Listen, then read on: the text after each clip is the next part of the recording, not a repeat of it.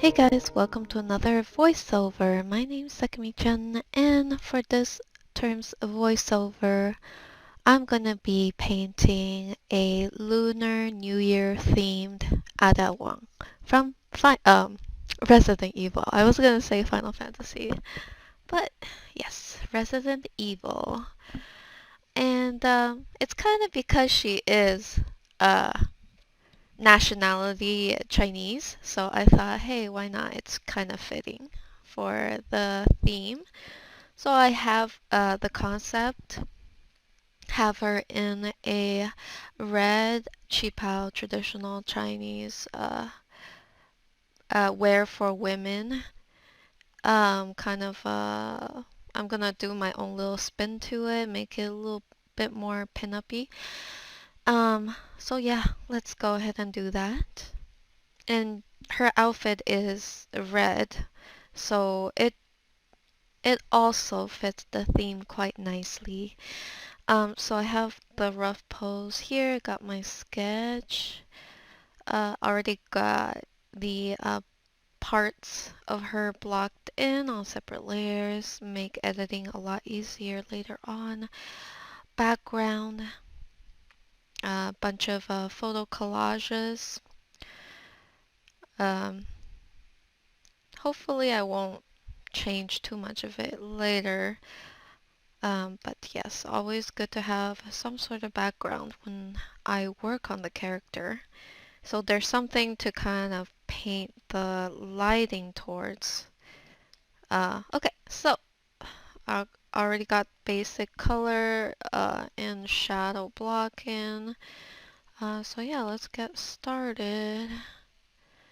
And I'm gonna try to make the dress kind of silk textured as well. And after I finish the dress, I have in mind to give her some harness over it, kind of like her outfit, her original design, but it's gonna be a little bit more pin-uppy.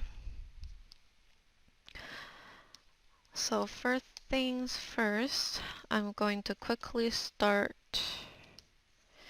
with the outfit. Silk behaves a little bit differently when it comes to lighting since it is got a sheen to it. We have to paint with that in mind, so think of it as hair. When we paint hair, well, when I usually paint hair, you do shadow, highlight, shadow in that pattern to create shine. So silk, we're gonna pretty much have something similar. So shadow, highlight, shadow inside this part, which I marked as in shadow. It's a little confusing. But yeah. Okay, so I purposely made her skin quite dull. That way I'm aiming for a little bit of a paler skin tone. I'm trying some stuff out. Aim for a paler skin tone and start dialing in more warmth afterwards. So yeah, let's go for that. Because usually I do the opposite. So now I'm gonna try a little different. Try something a little different. Sticking with mostly quite, um, how do you say this? Oh my goodness. Less saturated tones. Yes, that's it.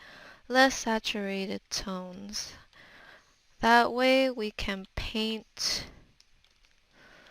or shade, render it out first like this, and gradually dial up the colors bit by bit. And since she is sitting on something quite red, that is also quite good that we're doing this because I can slowly implement a bit of the background color. Okay, um, let me go ahead add a bit of highlight here, and I'm gonna have to be careful here. There's gonna have to be quite a bit of detailing around the collarbone stuff, especially. Uh, I do want to paint it so she's more delicate and also slim. So in order to do that, I have to hit all the anatomical landmarks there. That's something also I'm trying to kind of do a bit more often. Usually I've been trying to paint more slim and very, very delicate, very uh, highlighting the anatomy a bit more. So a little less thick, but still trying to have the anatomy show through. So yeah, that's what I've been trying to do. Alrighty, so we got the basic dress. I wonder if I will make like a chest window or something, or a boob window. Well, usually I do paint my characters quite revealing. Actually, I'm just doing this real quick just to see how that would look. And I'll have a cleavage line here, of course. But I suppose this piece could be more about the leg than anything. I guess I could have a little bit of cleavage here. And of course, we gotta have the iconic, uh, the thing with the iconic, I don't know what this is called, but the partition. I also did a few more pieces, like the characters wearing Chi-Pao. So that's gonna be interesting.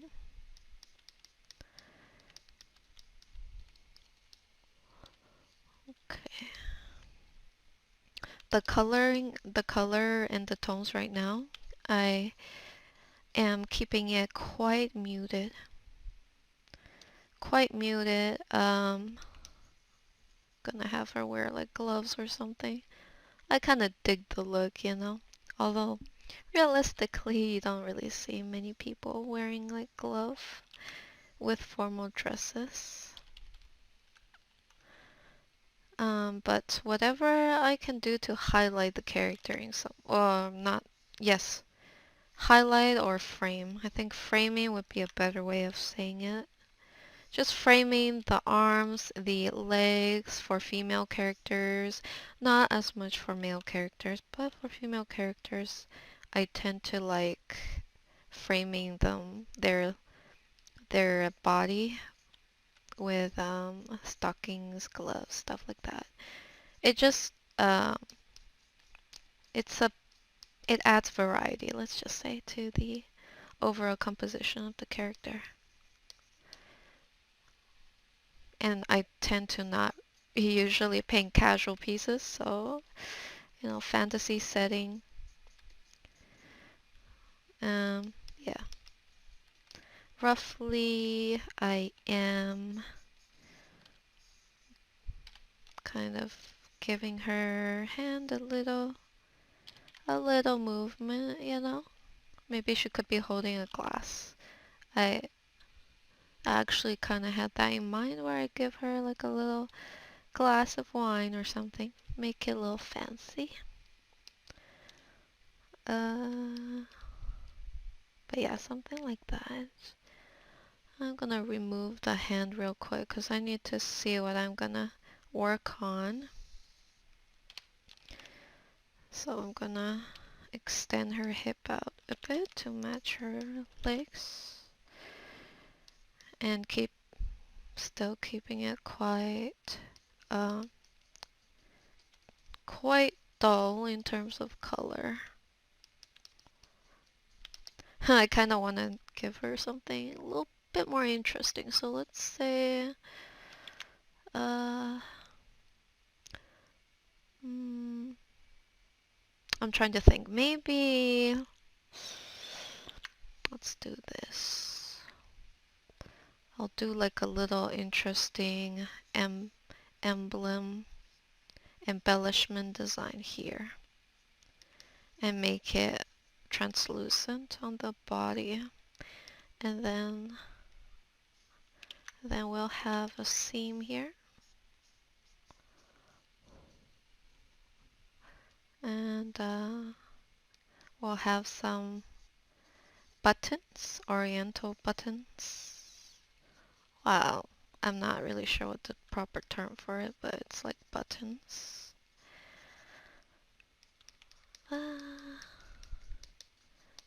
Like this. And add some lace detail here. These are just rough guide on what I have in mind, kind of what I want to do.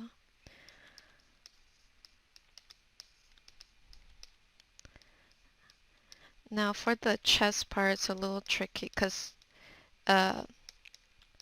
automatically I would assume a certain way to paint it, but in reality, if you look up a realistic reference, the shading on the chest on the tight shirt is quite different to what you would expect in your mind. Actually, sometimes makes no sense. So we get the highlight here and a highlight here and a bit of shadow here to emphasize the pull, right? Well, I don't think I'm doing it too well, but in general, it's something similar to this. But I think I would do a double check on that and look up a better reference for this. So I'm gonna go with this for now, and we will slowly crank up the what's it called, the contrast dial.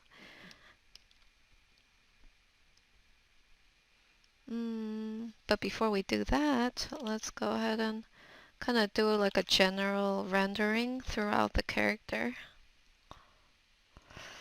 I have a feeling I'm gonna have to resize the legs a little. I did it, kind of sketch that out quite plump, and I am trying to tone down the thickness, so in time we shall change it, but for now I'm gonna go ahead and paint her undies. So this is like the not safe for work portion. A bit more of the not safe for work portion of Ada, and she's gonna get red panties. Sketch out the booty. I'm gonna get a nice squish going on her nice soft behind. Gonna try to do that for all the characters. If I ever paint booties for men, their booties will probably be soft too. Uh,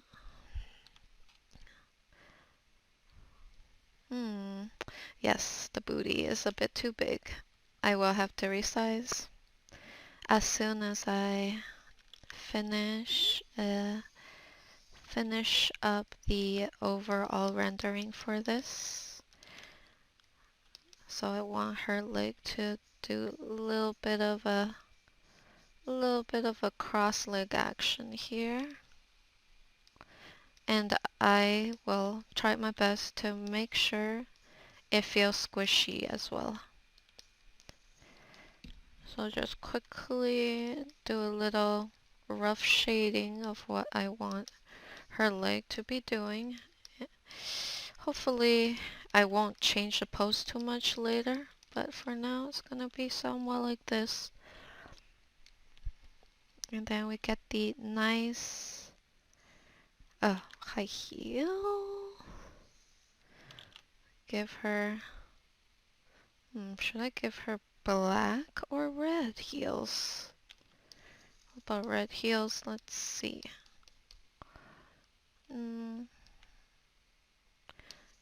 I don't know. I might change it up later. Okay, so here goes the leggings, and I think I will be doing something special with the leggings as well. But for now, make it a little lighter, make it a little translucent. So this is quick blocking of the legs. So I said I was going to reduce it a little bit. So I'm gonna go ahead and do that.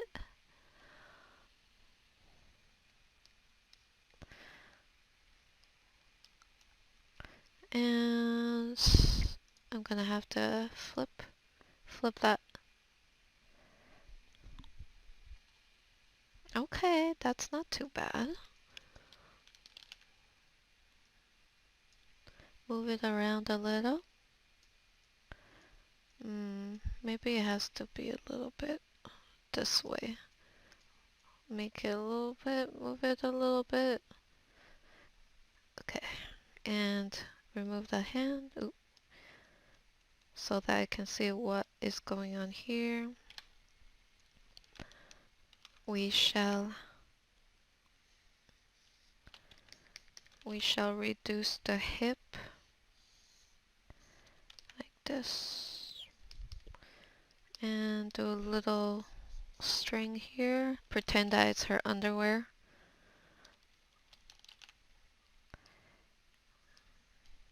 There. I think what I'll do is make the inside a little darker.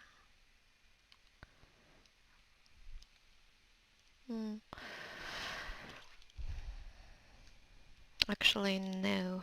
We shall keep her dress long.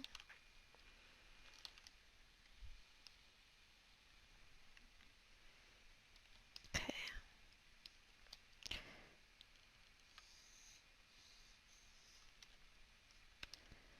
I'm going to extend the fabric.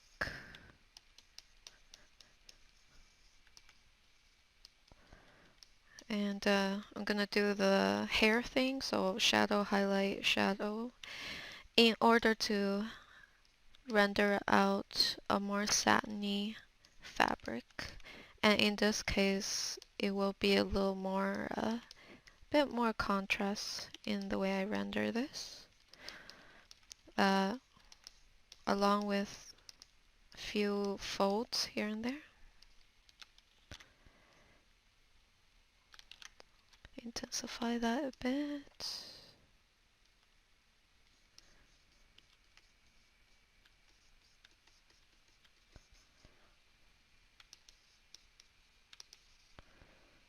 Okay, we'll do something like that. I might change it a little later.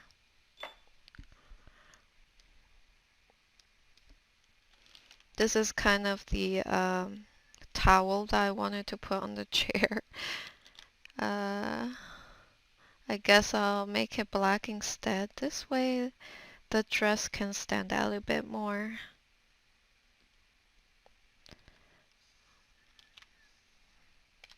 Let's delete that. I might have to make it a little darker and less colorful, since I'm trying to make it feel like it's a little bit in the shadow. And as for the legs,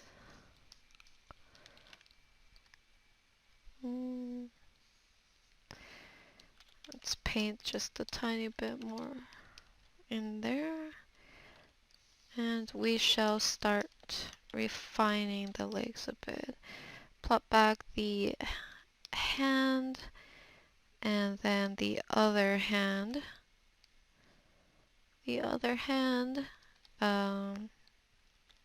Let's go ahead, darken it up and do like a quick rough shadow of how I want it to look like, pretty much. Or maybe this hand should be holding the glass. Things that I have to think about. Usually I have a rough idea of what I want, sketch it out, block it in, and since the sketch usually is quite rough, there's much opportunity to interpret what I originally had in mind. So there's just a lot of possibilities. I experiment with and stuff like that. But Ada is coming along. Good thing she has short hair. So for the hair, let's go with a green, green highlight followed by a yellow highlight around the corner here. This is just to block it in and stuff like that. And as for the face, let's go with a bit of highlight here, shadow towards the top area. I think I have originally wanted her to kind of be looking up, you know, looking down on the audience a little bit. But we shall see. Alrighty. Gonna do a quick blocking of the face. So usually I don't film this part because, you know, it starts out looking kind of scary. Okie dokie. Kind of thinking about um the lighting of the face. So let's go with this. Nose highlight and then the mouth.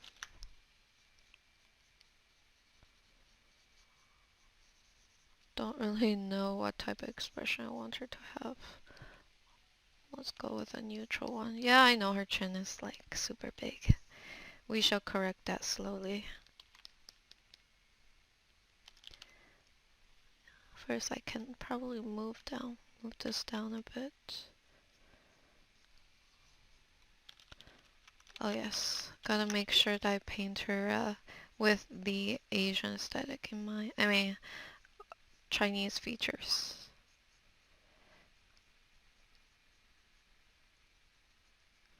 So eyes first. Rough eyebrows. Rough nose.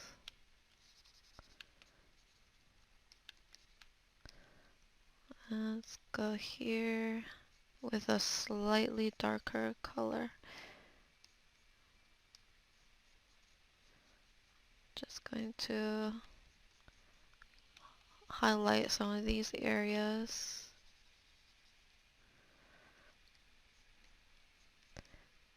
I'm gonna go on to the other side.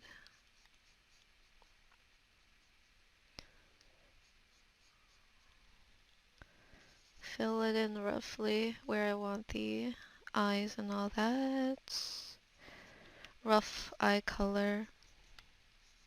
Probably gonna be a little darker than this since it is kind of in, her face is pretty much in the shaded area. Maybe I give her a tiny bit of red eyeshadow.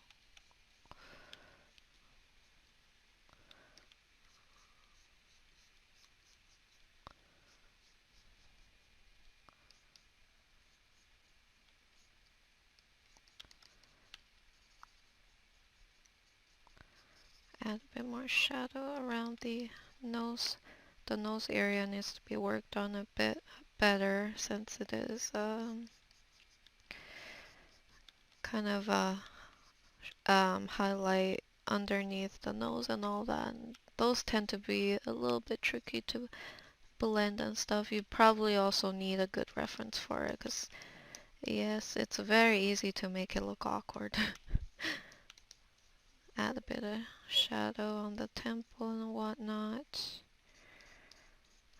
And I would even remove the hand here when I work on faces, especially when it's overlapped by something else. And then slowly I'm going to kind of cut the chin. So this part is where there's a lot of like editing happens. especially on the face. Now she looks quite Asian, but just gonna fine tune her features so that she looks more like her in-game model and stuff. Reposition mouth, uh, nose, and whatnot, stuff like that.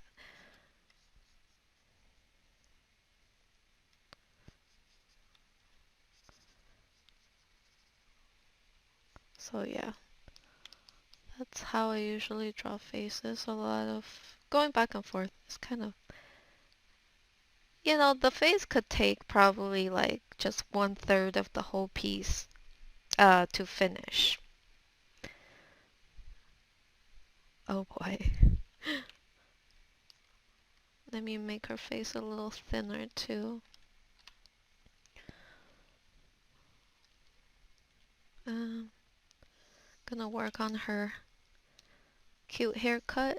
She's got a very iconic haircut. Don't wanna make it look too silly and whatnot. And also I'm gonna have to like flip her since this is I believe this is the accurate view of her, or actually no, I'm just like looking at references since I do tend to flip the character in the flip the character so they're like iconic hair parting and stuff like that is on the other side. So I'm trying to just make sure I got it accurately and stuff. Just grabbing a reference for it. But either way, I will be flipping her to the right side. The right, the appropriate side, the correct side.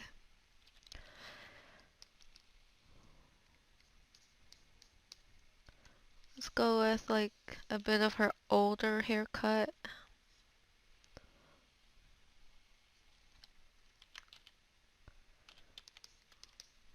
Okay.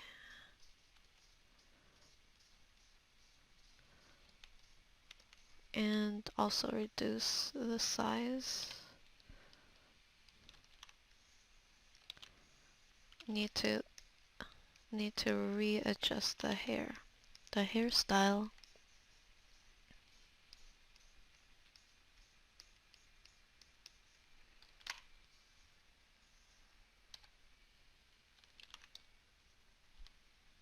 Yep, gotta readjust her face for sure.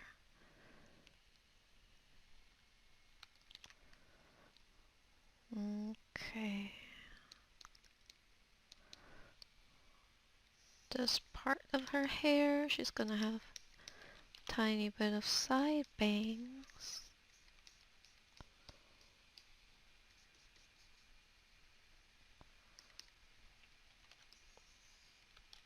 Cut. Put this behind. And color here.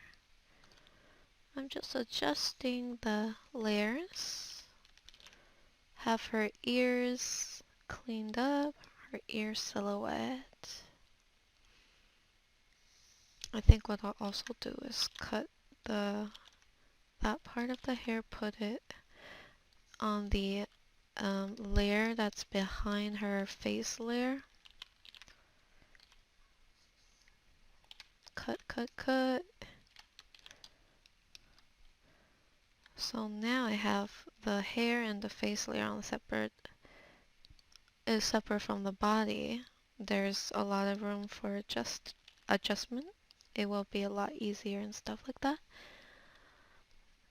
Let's put back the hand. I can play around with the hand as well.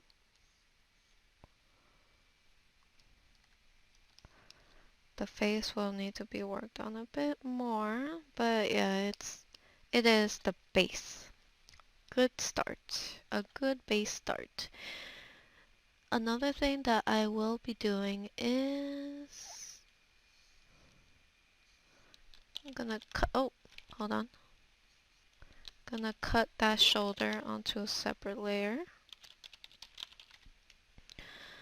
Cut this on a separate layer so that I can have the arm on a separate layer as well. Since the arm is also, you know, the arm is supposed to be behind the bust, and it's gonna be a lot easier if I go ahead and do this. Just gonna cut that part out, and we're gonna have it behind the bust. Slight adjustments to the hand itself.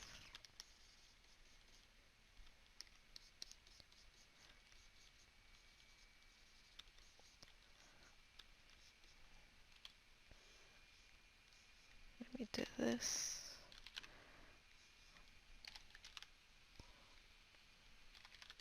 There. So now that that's done, what I will do next, in the next part, we will be refining her slowly, bit by bit. And meanwhile, I will be doing a bit of editing on my own, but I think for now, this is a good, progress. I think we did this in half an hour. But this phase is usually quite fast. It's the refining and all that that takes the longest, especially the face. I will see you guys shortly.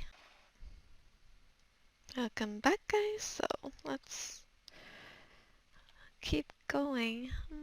Okay, I'm gonna be working on her top for now. So I'm gonna rotate the canvas a bit, and we'll just start refining it. I'm gonna go ahead and contour the curvature of her collarbone here,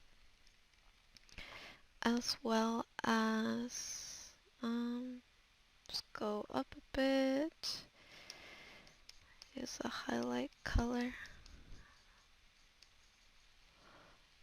contour, go down a bit, gonna contour that collarbone here,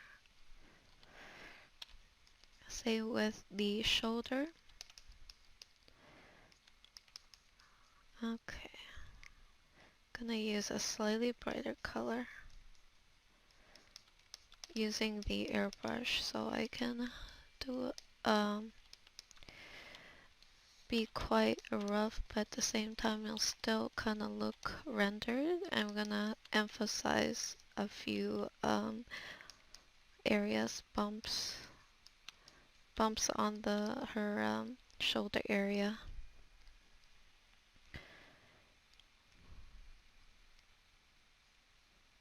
Go here, highlight the folds of the shoulder. I wonder if I should give her a bit of muscle. Let's add a tiny bit of muscle.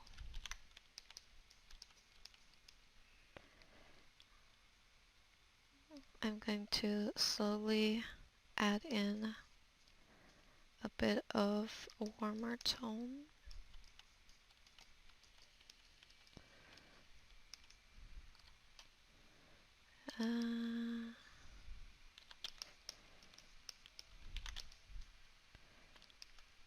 Add some shadow around here.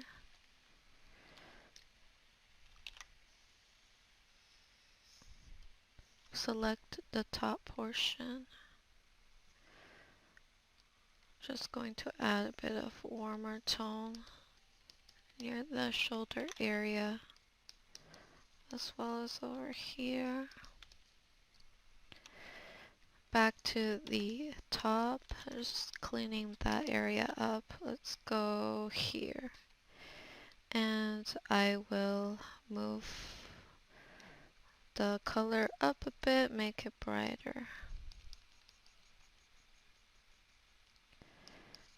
This is gonna be the highlight.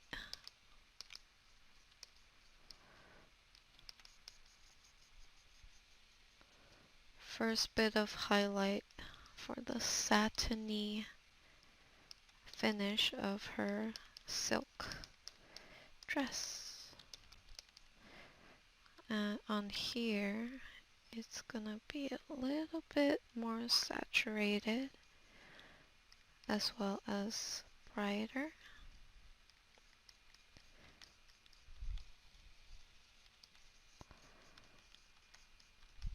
Let's keep it like that.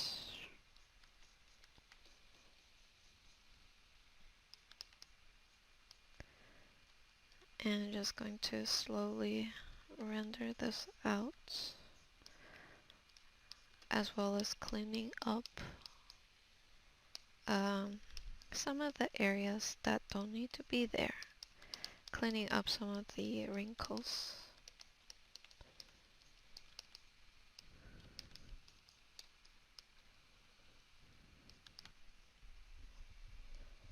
I'm gonna go ahead and add some shadow, a bit more shadow that's quite warm in tone.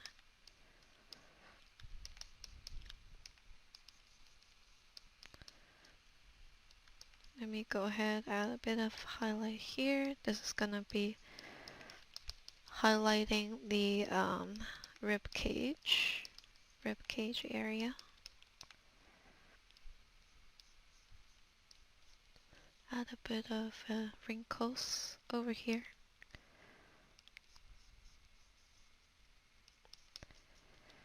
I'll bring this highlight down.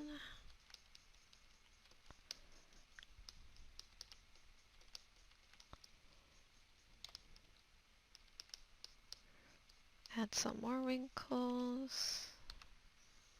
Bring down the skirt top.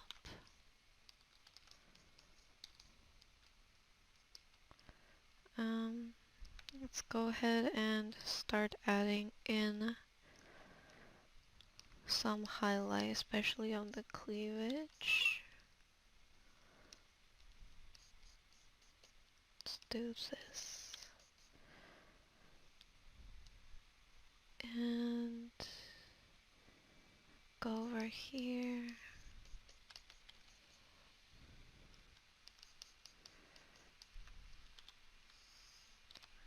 I'm going to then add a bit of shadow, drop down shadow from the top onto the skin tone.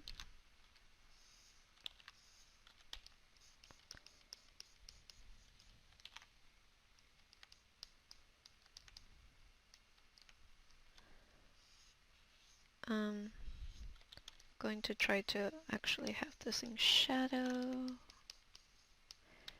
and then this side will be highlighted.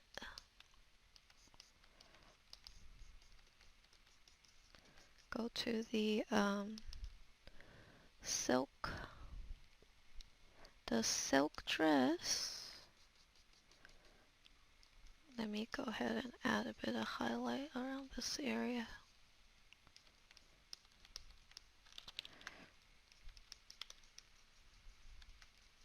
This is gonna be the silky texture, create a bit of shine, shine. Shadow here, highlight around this area.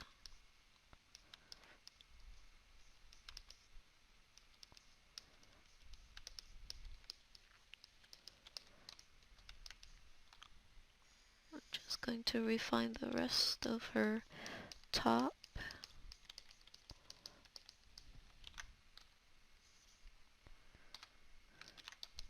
And slowly, what I'll do is introduce bit by bit more highlight, slowly though.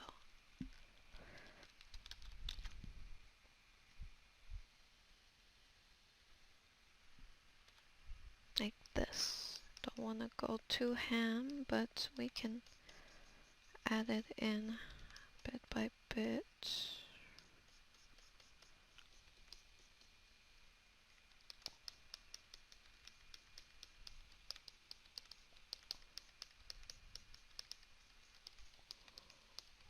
Add a bit of highlight there.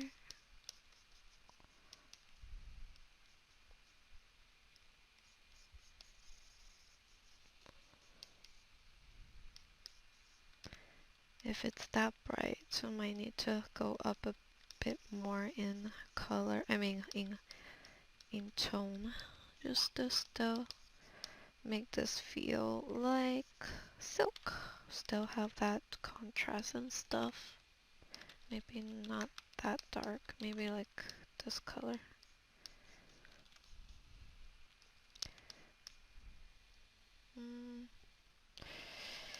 Or maybe not. I think I'm just going to keep the highlight mostly mostly on the skin tone.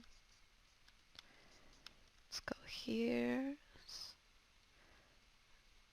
Bring a bit of warmth up in here. And then we shall add a bit of cool tone. I think that's what I'll do. Darken this area.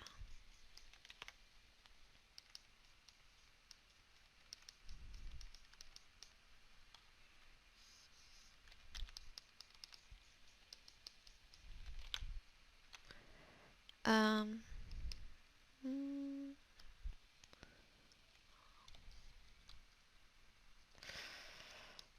yeah, I think that's pretty much it, from that side at least. Let's go to the shoulder. The shoulder we can do a bit more in terms of adding in the highlight. Let's go ahead and make sure the shoulder is in highlight. Gonna add a bit of shadow to her, especially to emphasize the arm.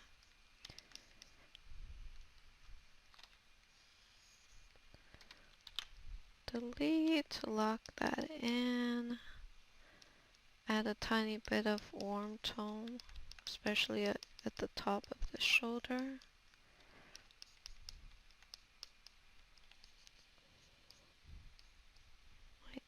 Yeah, something like this.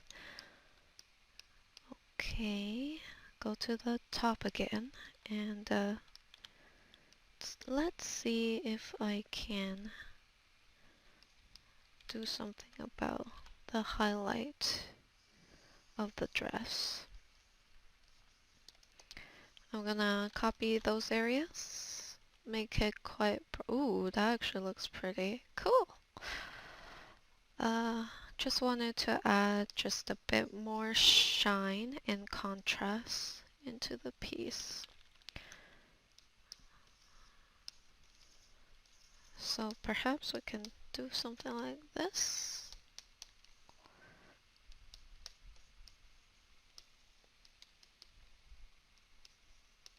Have a bit more highlight. Have a bit more highlight, but at the same time still keep. Ooh, that looks interesting. I might have to think about it because it looks good, but I have to think, okay, there's some areas I need to fix so that this type of lighting would make sense. So I shall take a bit of this color. We'll bring it down here a bit. Ooh, I think that works. I quite like the sheen it creates.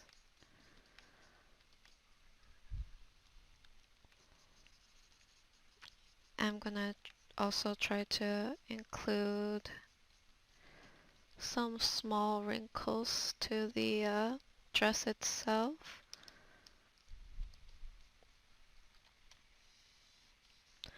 I'm gonna select this area, make it a little darker. Let's go here with a small brush and try to paint in some tiny wrinkles.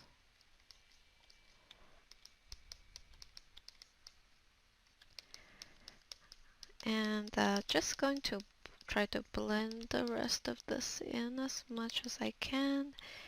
Maybe even include some tiny wrinkles, although I don't think it's too important. I'm gonna use the smudge tool to smudge it out. Getting back to this area.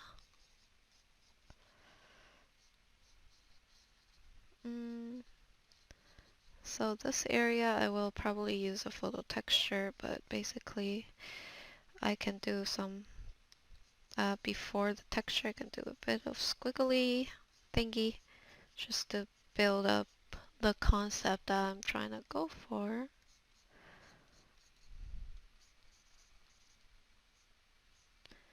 And then I have the Oriental style buttons on this side.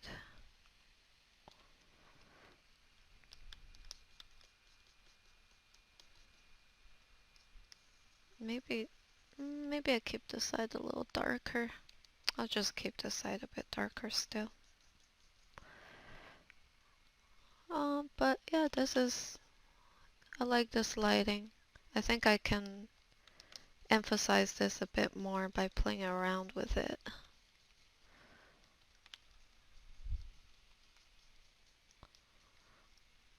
I'm going to add a bit of rim light here.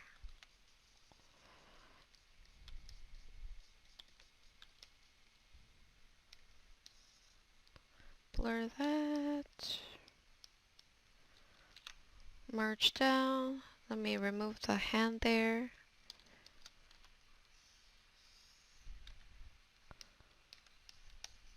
And the hip.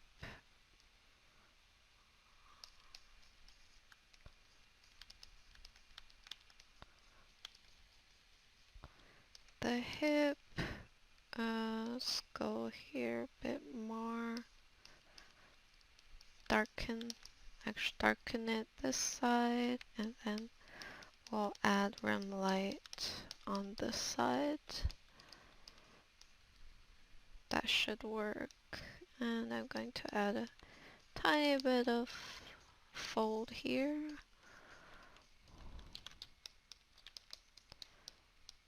Like that. I'm gonna try to keep, actually maybe I could add,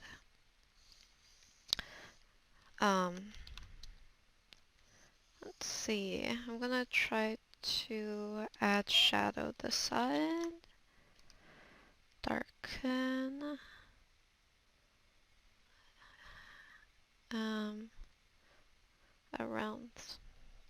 around this color, erase parts of it. So now that I've added a bit of shadow there, maybe not that dark, maybe just like this, I have an excuse too. Let's go ahead, move this up a bit. I'm just going to constrain it down, add highlight on the opposite side, and I'll just slowly add it on.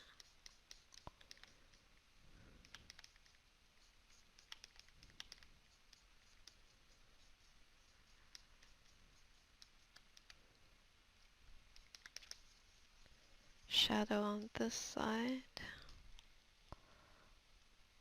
highlight on this side.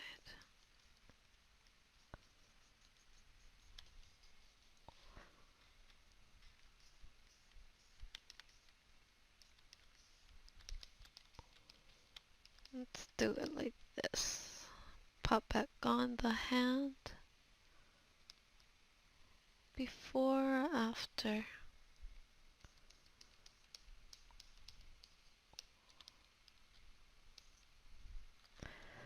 Okay, that looks interesting. Definitely different than how I usually shade, so I like it. Something different. Let's go ahead and select a bit of a brighter color so that I can add a bit of shine to her shoulder. I might also have to slightly correct the shoulder, make it a bit more angular. Back to this. Oh, hold on. Let's go this color.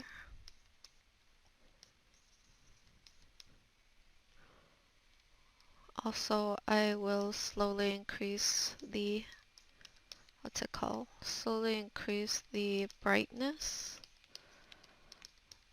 so that I can get a more obvious looking change of color going. Maybe just a tad brighter, like that.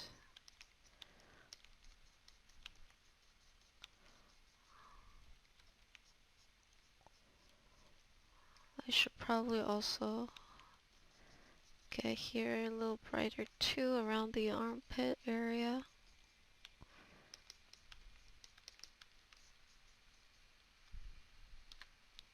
Probably here too, if it's on this side.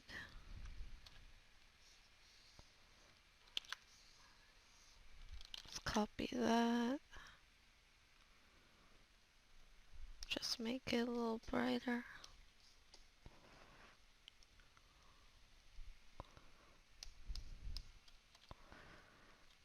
It's a little off since the highlight color is leaning more grayish. So we'll just try it out, and if it don't work, then I can remove that since it's on a separate layer.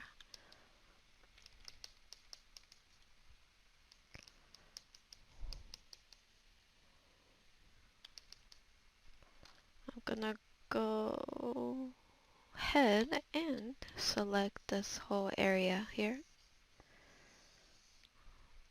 And I'll just kind of make it a little darker.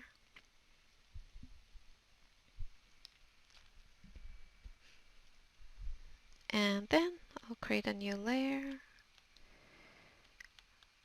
Create a new layer. I'm going to use this color and do a few squiggly lines. This is going to be my lace detail for the dress.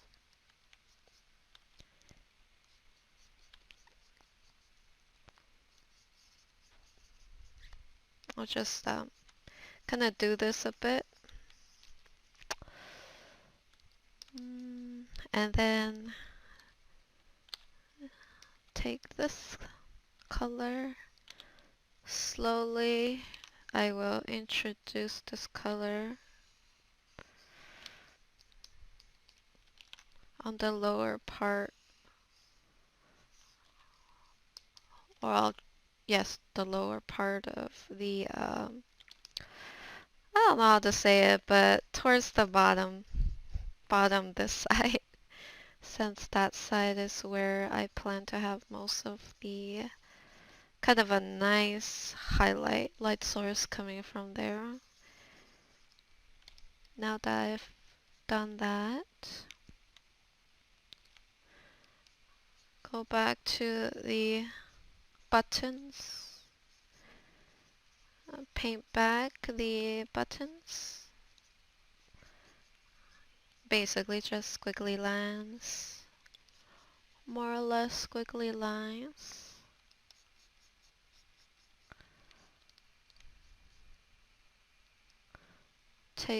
I'm gonna take a more bright gold, and this is gonna be where I emphasize the buttons a bit more towards the bottom.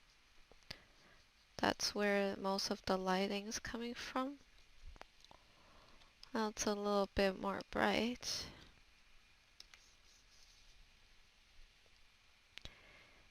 Now I can do a little before and after.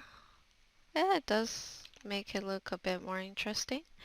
And then I can go auto contrast. Oh, Photoshop think this is optimal amount of contrast, which is good. I usually do that just to kind of get an idea of what Photoshop thinks. What the optimal amount of contrast is. Sometimes not much will change, but sometimes it will change quite a bit. If it doesn't change that much, that just means that Photoshop think it's a good amount of contrast. If you use Photoshop to help you determine, if you care what a computer thinks or the code thinks. Okay, I think the top is coming along quite nicely. Okay, now onto the legs. Time to paint the booty. Flip her.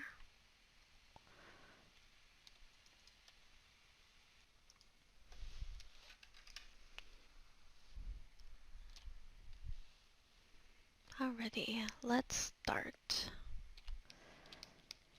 Create a new layer first.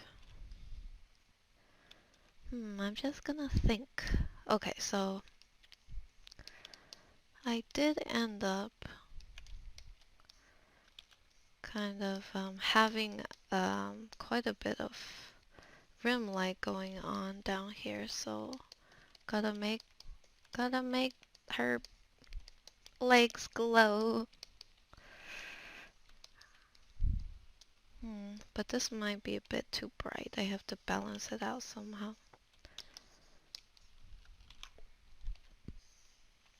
I'm gonna slowly introduce shadow, and we'll just do it slowly.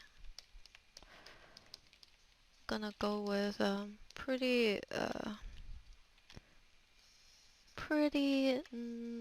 grayish type shadow, and slowly introduce saturation into the mix. Yes, I think that's exactly what I'll do.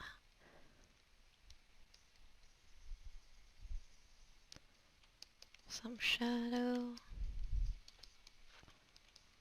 around. Let's get a bit of highlight over on this side.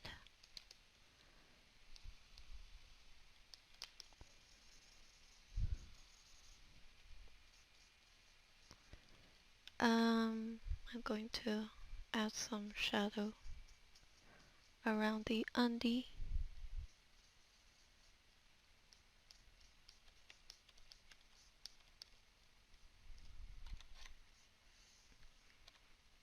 Then let's take this, grab this color, bring it over a bit, start adding on a bit of shadow, especially around the crease area, skin crease area, you could say. And now onto here. Grab a bit of highlight color.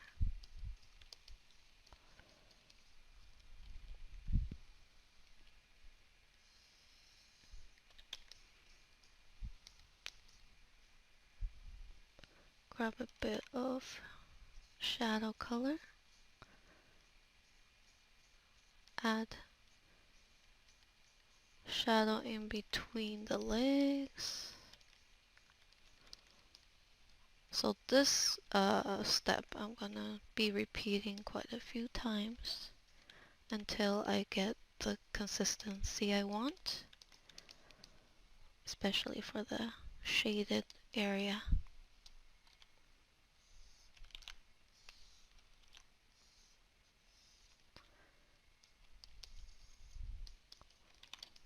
Gonna have the garter.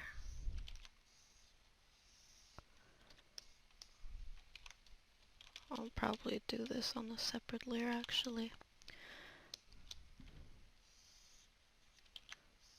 But I'm gonna go ahead and do the tag by itself.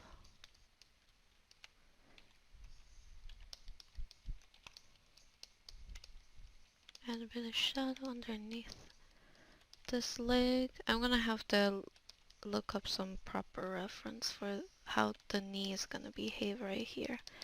I wanna make her knees look nice. Gotta have nice knees. I'm trying to pay more attention to knees because it's one of those areas on the character that I find quite attractive, so I wanna make sure that I get it right. I wanna make sure that I think it looks nice. That's gonna be the criteria, a pass criteria for me at least.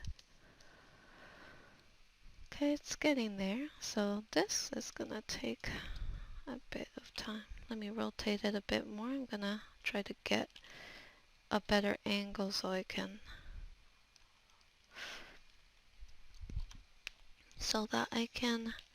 add a bit of puff roundness around her leg muscle. I'm doing it on a separate layer because it will be easy to correct.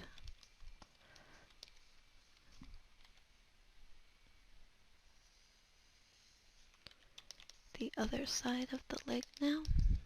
Now back on to the knee area.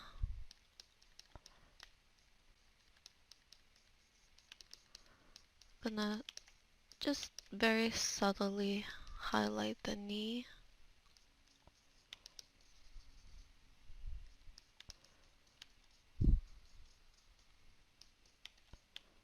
Let's add a bit of this highlight color, environmental highlight color.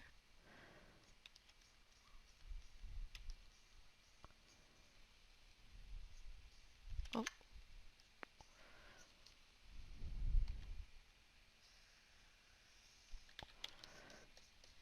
Extend this.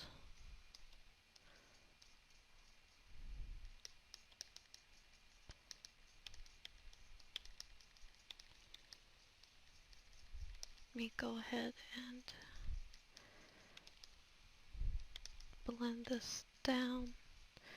Also, I might increase the silhouette a bit, add a bit more thickness over here.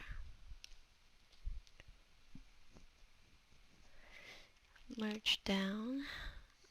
I'm gonna select this whole leg.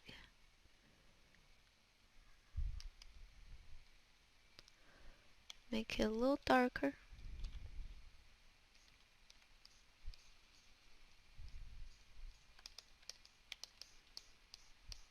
Gonna start adding in a bit more shadow.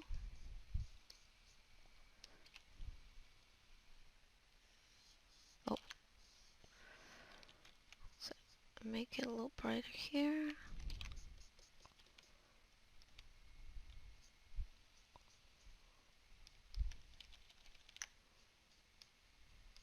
Add a bit more shadow here, just sculpting out the leg and the butt. Darken it a bit more.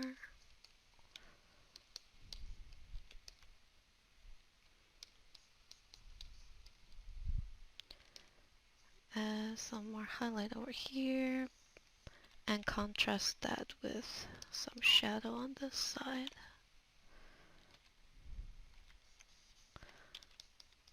And having a little bit of an opposite moment, so highlight on this top of this leg, shadow on that leg in that area.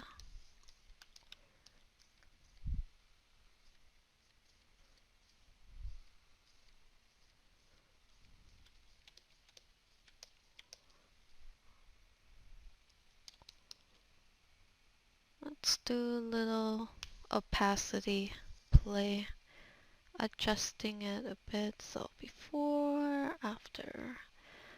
So we shall be playing around a bit more with the legs, but it's getting there. I might have to move this a bit so that her torso don't look too long and stuff. So yeah, gotta play around.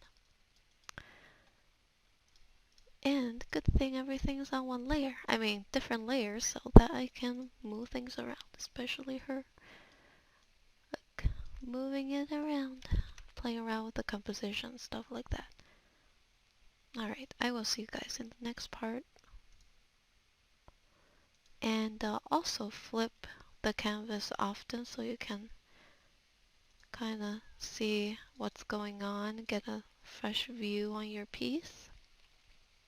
Welcome back, guys. So I worked on the face quite a bit, trying to get it to kind of look like her and stuff. So had to reference right there. I was working on it, but this part we're gonna be working on the leg. I want to get that done. Alright, so let's get started. The leg is a little tricky. Gotta get the right amount of squish and stuff. And also, we're gonna start refining it and cleaning up some of these areas. Let's go ahead. Add a bit of highlight there. Gonna slowly start cleaning up the areas that I already got. This part is a little tricky because I still need to keep this area clean and also at the same time making sure the knees look good.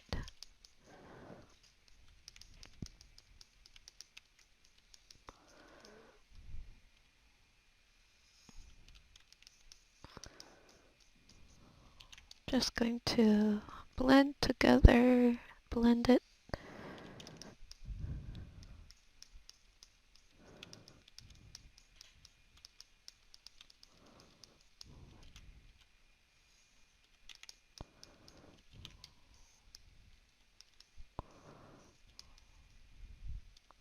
Now time for this leg on the back of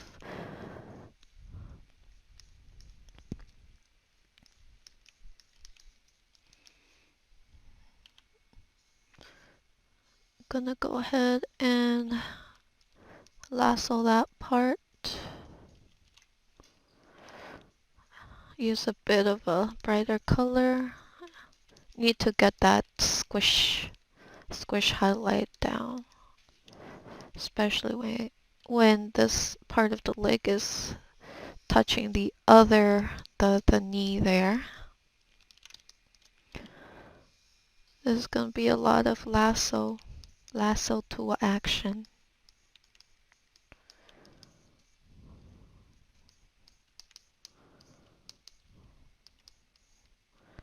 Let's go ahead and shade underneath this part of the leg. I'm gonna start cleaning up as well while I'm at it. Gonna lasso up that area. Take this color right here since I already got it.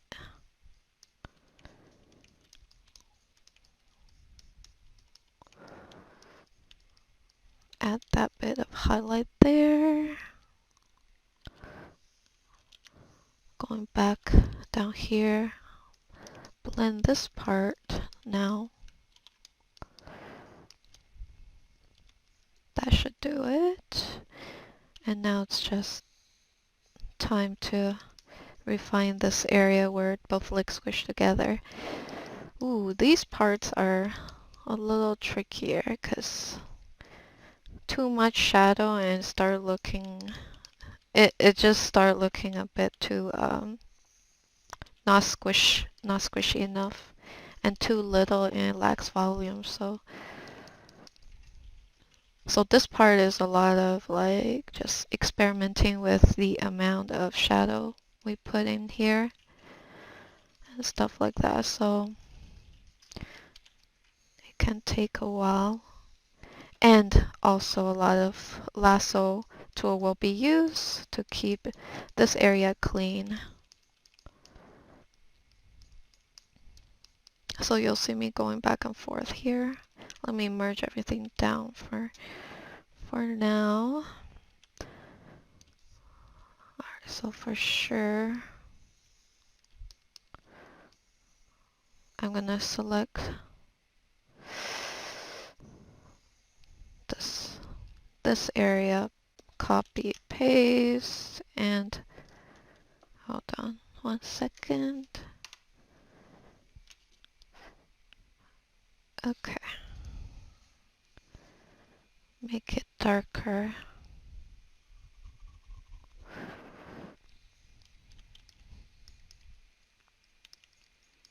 Add a bit of highlight here. Yeah, it's looking a little, nah, it doesn't feel right. So let's instead make it a little darker around here.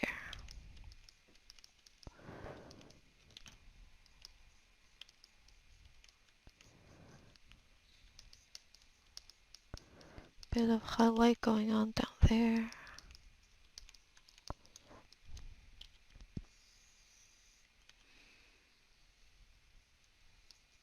Bit of shadow around this area.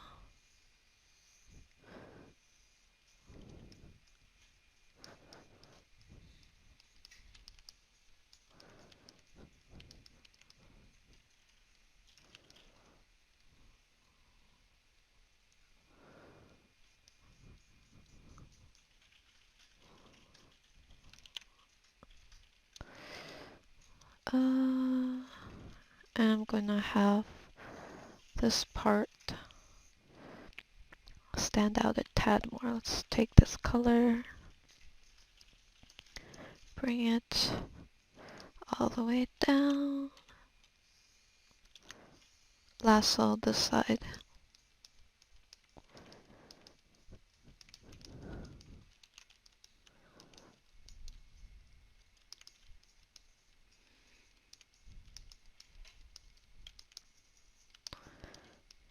And I'm gonna keep this side in highlight. So we're gonna add some highlight on the side of the leg.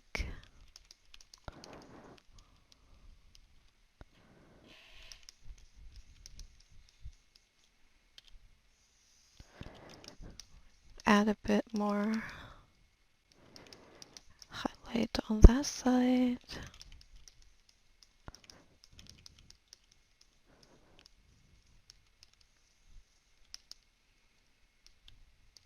Take a bit of this color, bring it down here.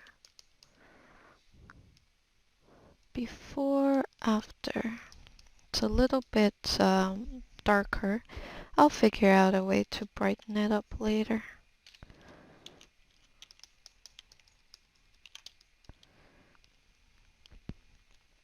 Let's go ahead, take the smudge tool and blend this out. Blend that out.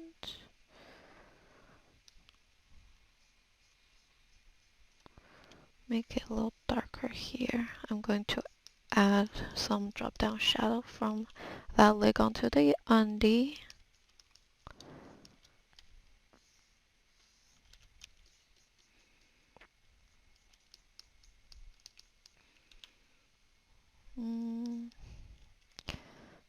to this area.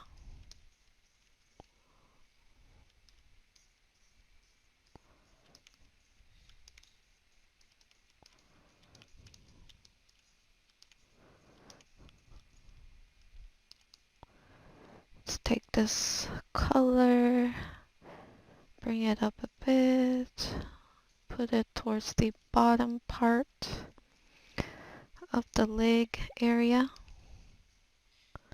Add a bit of pink tone to the squish, the butt squish.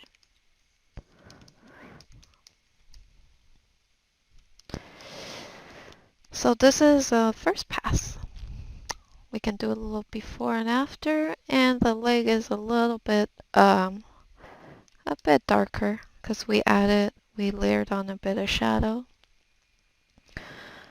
But that's okay, we can gradually lighten it up bit by bit. I'm gonna merge down once I do that.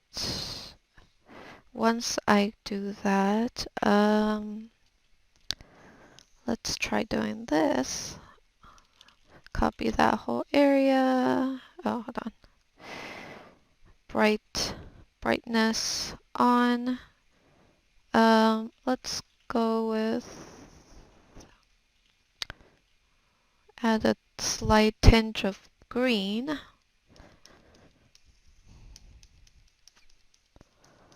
And then we'll just use this as a base.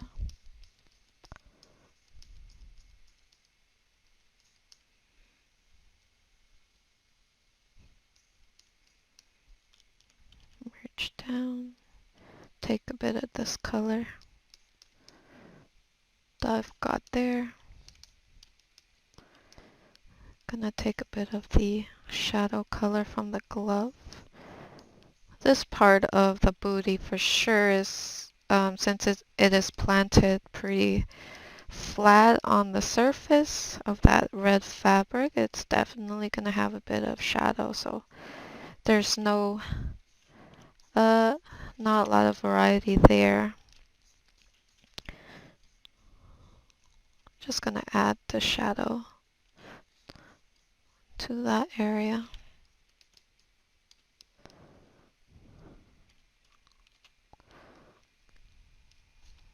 Now I'm just gonna go ahead and go through these areas with a layer of shadow.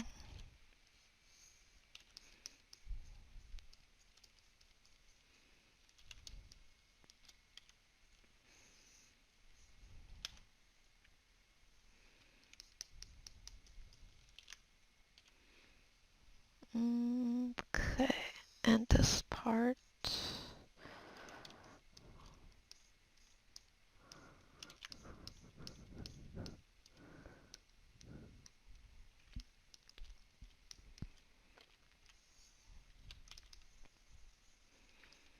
Add a bit more shadow around this part of the leg. Same with here.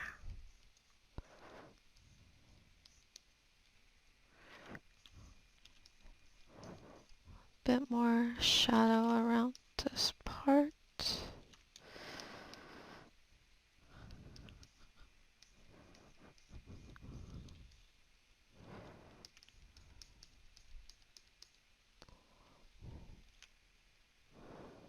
Before, after. Just doing a little before and after. Yep, it's still not the right amount of squish.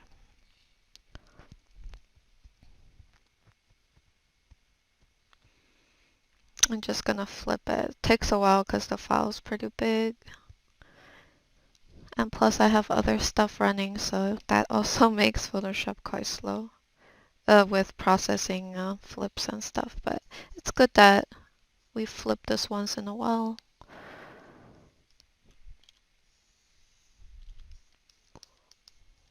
Let me add a very strong shadow around that area. And take this shadow, bring it all the way down.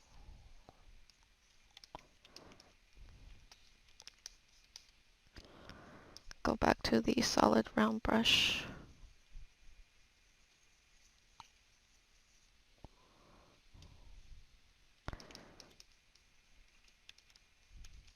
Using the solid round brush to help me keep the lighting block in quite sharp, and then I will blend that in later with a softer brush, the airbrush. But for now, I'll do a combination of both. So I want the highlight to gradually go down. So I'm gonna, maybe I shouldn't. Maybe I can have like a very intense lighting on the very top of the high heel. But I'm gonna do that. Gonna refine that part with reference so that I can get pretty accurate view of do a accurate render of the shoe.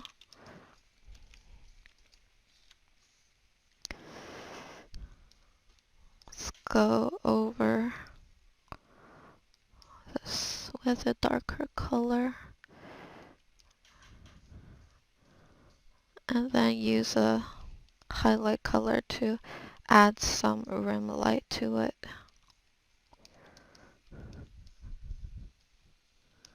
Since she's wearing a legging, I'm gonna try to do the legging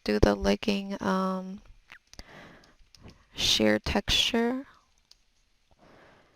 which is shadow around the silhouette. It's just a formula for me. And then with a bit of rim light on the upper corner. That's the formula for leggings. It's gonna look kind of weird though, because I originally didn't paint that with that texture in mind, so now I'm going back to create that texture, and it's gonna be a little tricky.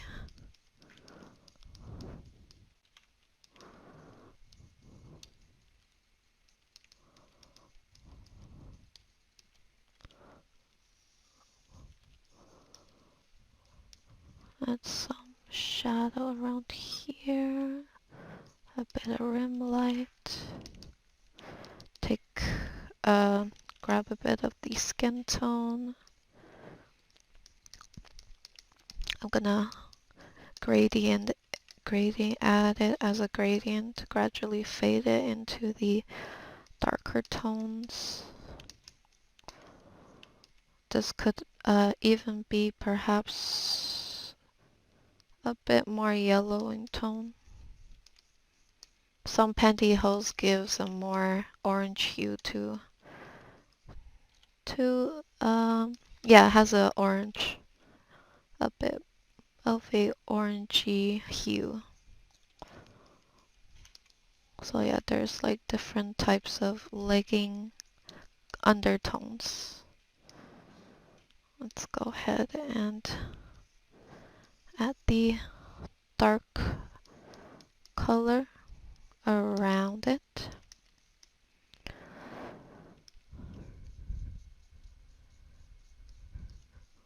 That's the legging texture. The sheer pantyhose texture, I mean. And we can include a tiny bit of highlight.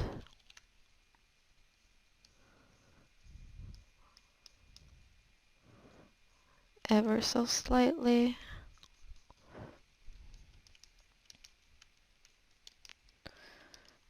So now that that's done, on to this side. So this one, same principle. Shadow around the edge, add a tiny bit of, oh gosh, that might be a bit too much. We need like a precise amount. Not too much and not too little.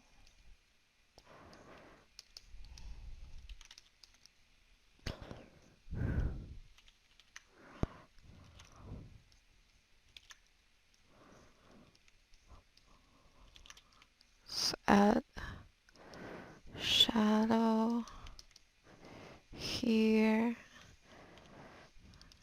I'm going to do the yellow hue around this area.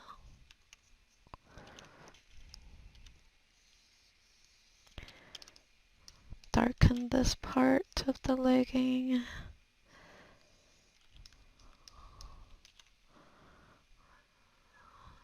Before, after, so it's getting there. It's definitely getting there. Gotta clean up this squish part of the leg.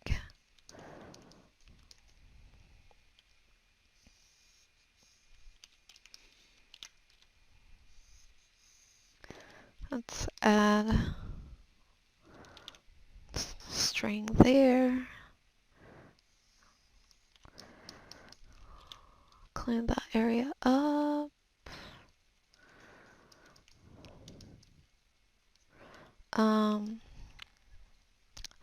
Let's take a bit of blue color.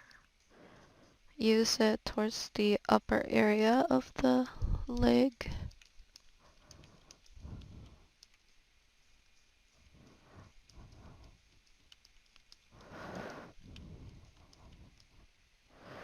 Okay.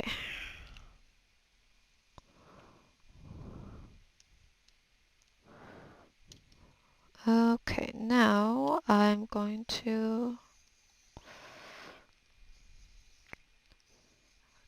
do another layer of shadow. Merge down, copy, paste. Make it quite dark.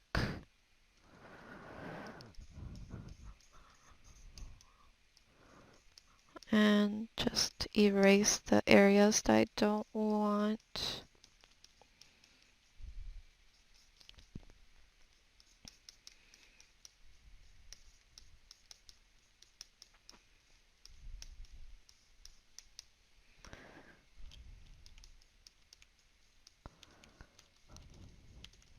Okay, so just adding on a bit of shadow through this method, but of course, we're gonna have to add on, create a new layer, add on a bit more lighting, trying to bring back a bit of that lighting. So we're gonna have lighting coming from below. And I need a proper reference for the high heel, but yeah, something like that in general.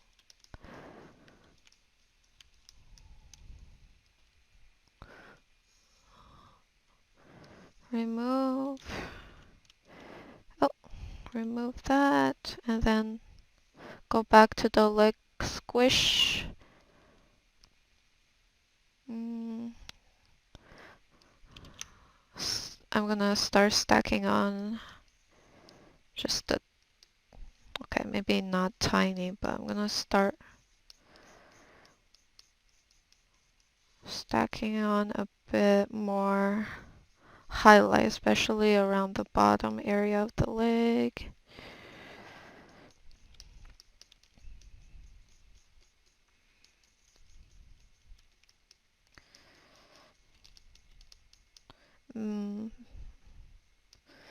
I'm going to add a tiny bit of pinky tone around. I want her leg to have a bit of blush to it.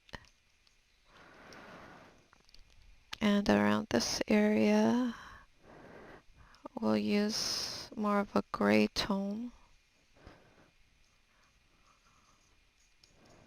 I want her skin tone to be a bit more pale.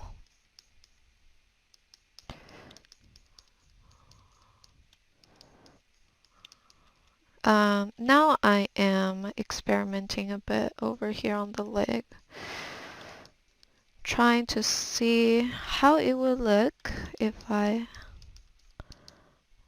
added, shaded it this way. Got the booty, gotta highlight it.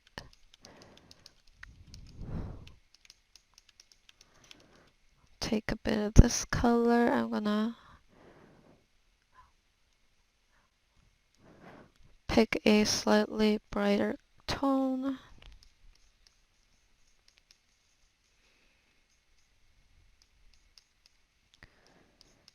Keep it towards the bottom portion.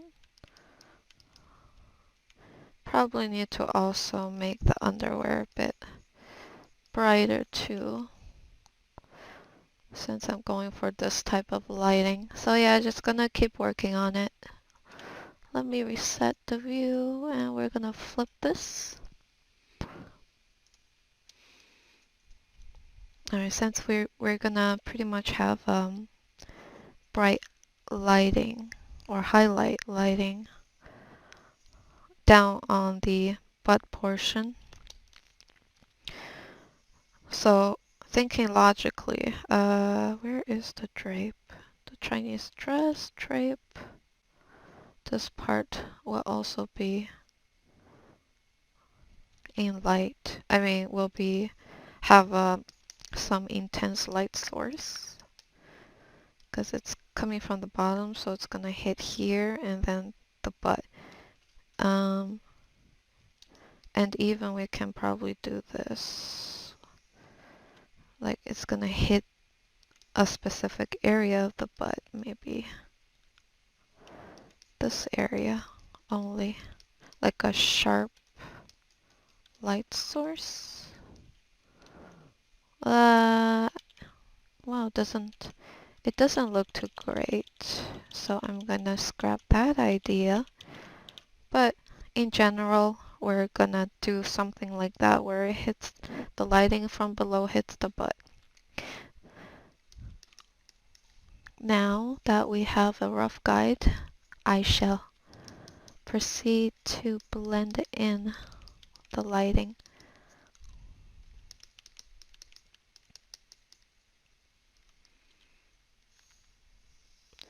Use a bit of the lasso tool to help me blend cleanly.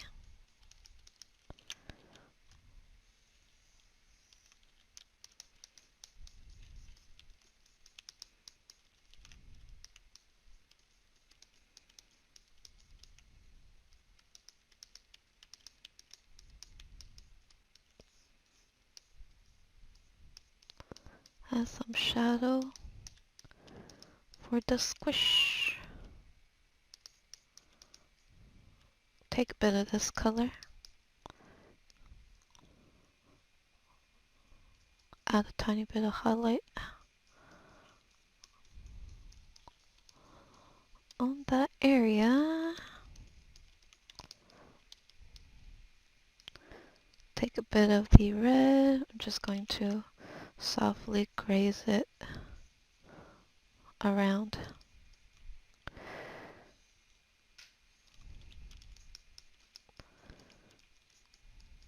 Blend everything. Let's go here.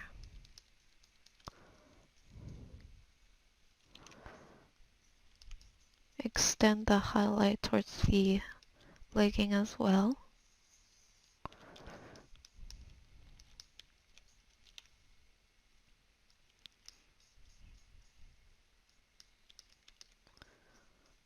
Extend it up.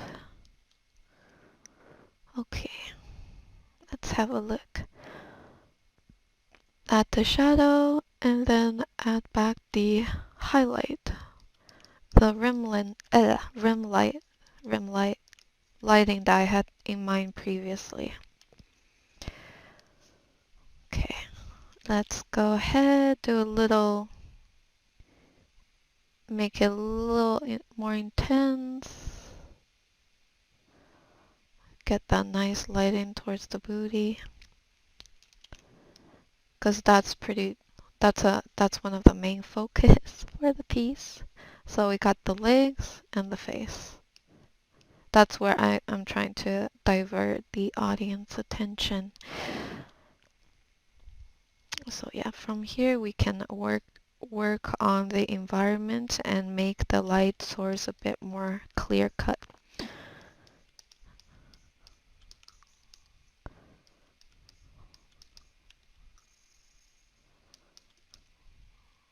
So we got lighting here, done. A drape. I'm still not sure what kind of design I want on it, but we can make this drape more of a darker tone, but still make it a silky type of material by adding on some shine to it. Rough wrinkle texture for that part as well.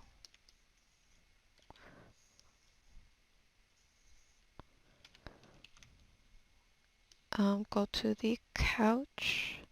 The couch is a 3D object. I'm gonna use it as a base and paint over it.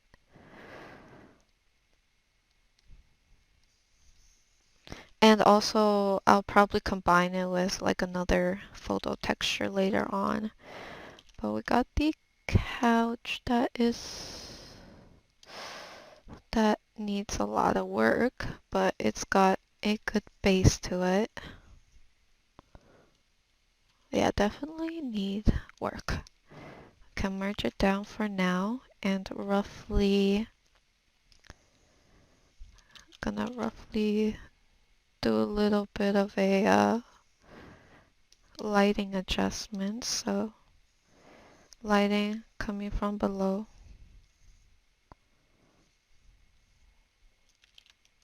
Copy paste. Bright.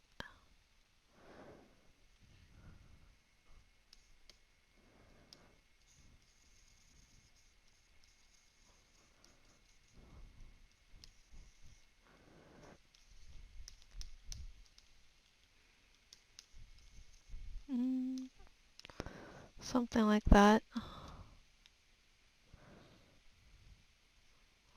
But I'll have to work on that a bit more to make the lighting coming from below a little more obvious. I have to adjust the background color, the general background color. Multiply. I'm just gonna decrease the lighting coming from above here. And perhaps just kind of focus the most of the lighting coming from below here.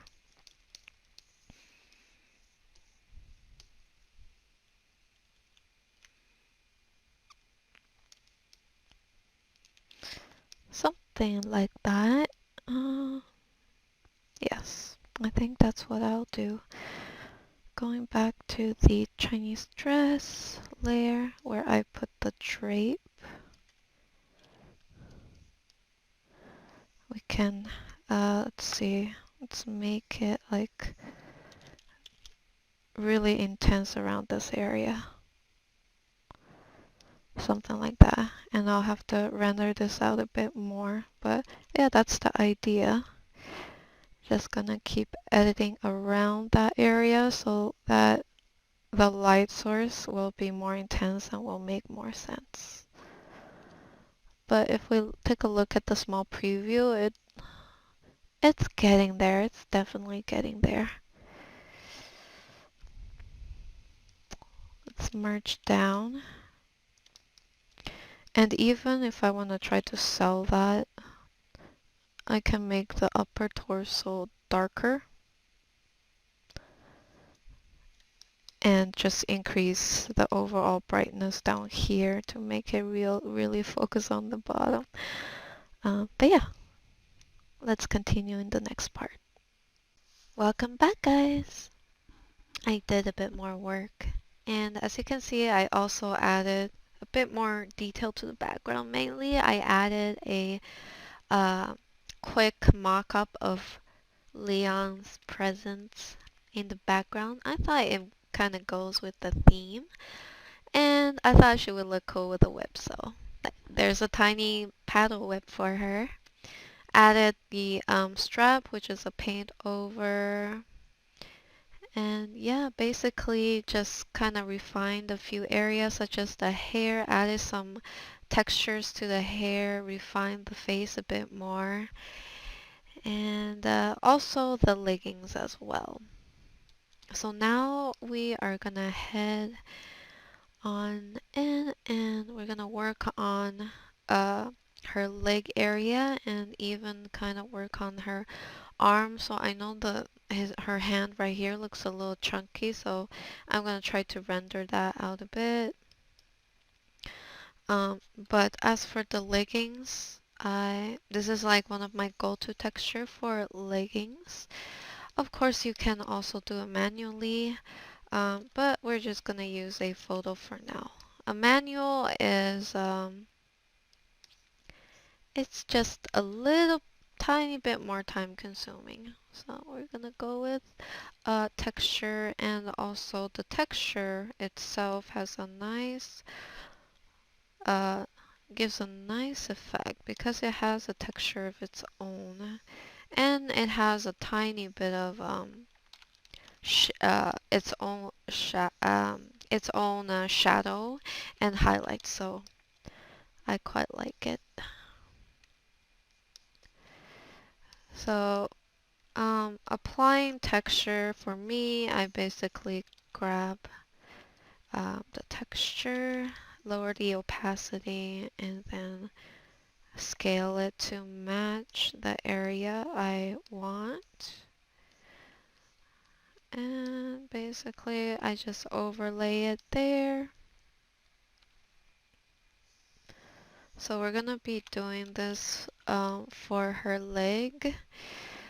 And of course after applying the texture, I'm gonna have to apply the texture a few times just to cover all the area for the leg.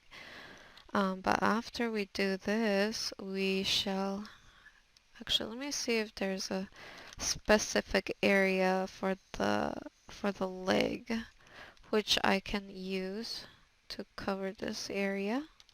The closest I could get to this type of form,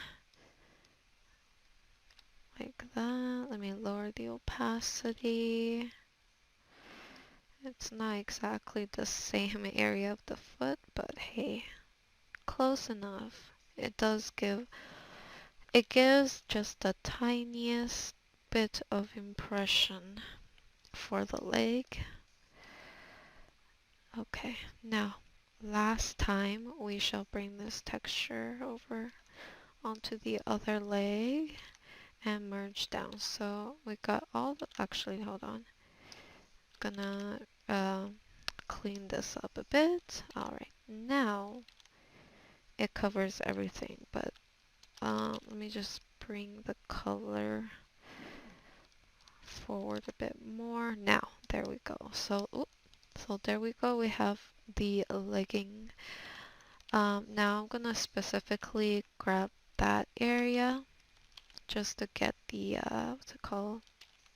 What is this part called? The elasticy area of the legging.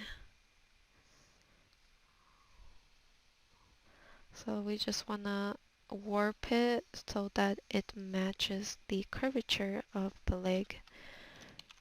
And we are gonna just clean that up. Right now it's a little bit bright. It's not exactly matching with the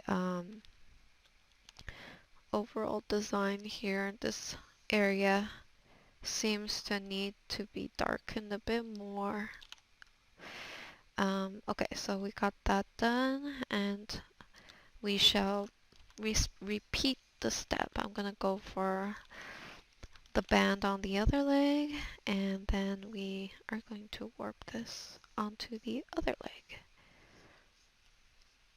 Let's go ahead and do that. Ooh, actually, why does it look better on this leg than on the other leg? But sometimes it just is like that. Sometimes the texture would work fantastic on one side and it would just look pretty bad on the other side. But it's okay. We're gonna make it work somehow. We're gonna make it match. And usually I don't require too much of a texture. I just need just a tinge of the feeling of it there. Don't really require the whole too much opacity for the texture, as long as it gives us a tiny bit of its feeling, adding just a smudge of its presence. Just need a tiny bit of it. Alright, so this is what we have. Alright, well, okay, first I'm going to, let's go ahead and pull this texture up a bit, and I shall paint over it with some pulling lines. We're gonna do some pulling lines on this side as well. I draw leggings so much. It's like, what's it called? My starter kit, pretty much. Starter kit, pinup starter kit, stockings, garter belt, skin, showing skin, 80%. High heels. Well, if I draw feet, yes, I will put them usually in high heels, if it applies. Alright, let's go ahead and just add a bit more detail to the garter belt. So I am freeing up some negative spacing for the clip for the garter belt that's holding up to the legging, and we shall clean that up. I think Ada is pretty good for this theme. She is already known to wear red, and it is Lunar New Year, so it's pretty good.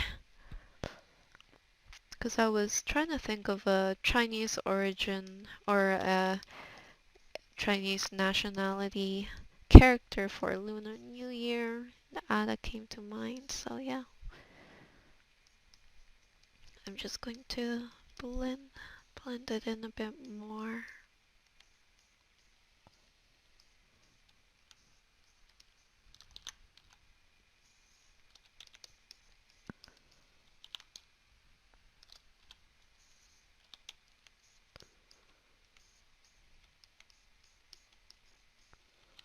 There we go.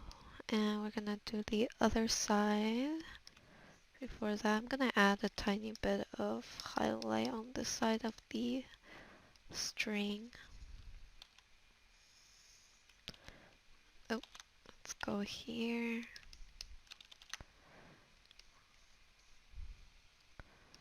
Gonna start by, actually, let me just move this up a bit.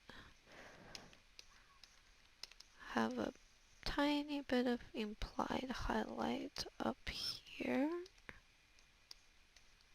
Let's take a bit of this. Tiny bit of highlight. And now we shall go to the other side. This side is shadow. And we're gonna add a bit of highlight on the bottom here. I guess this really makes her leg look like a sausage, like it's literally popping out of its casing. But I'm going for that look. maybe it's a bit too much. Hopefully not. Last but not least, I'm going to go ahead and let's imply like a silver clip here. So we're gonna use a gray color as a base. And then for the highlight, I'm gonna go ahead and add the highlight there, and then for here only on the side because that's the side of the clip that's gonna be catching the lighting.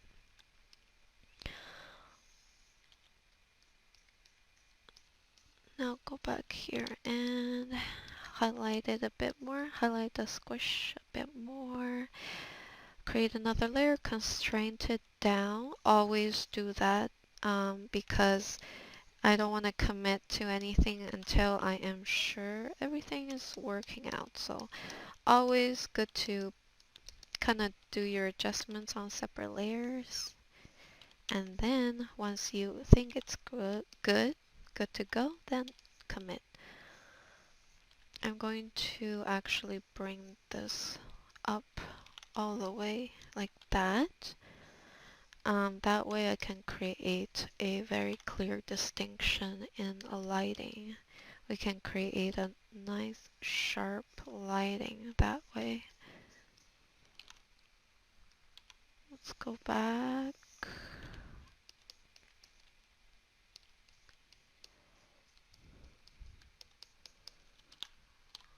And go to this booty here. Gonna have to do a bit of work on this booty. Let's add just a tiny bit of, oh, that might be a bit too dark, but I wanted to do like a neutral warm tone, especially on the butt cheek. I guess we can go like that, go with that.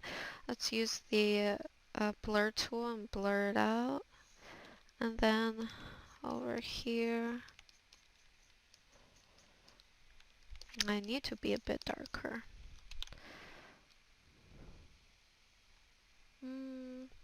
This is just a tad sharp for me. I'm just going to add a bit more shadow around it.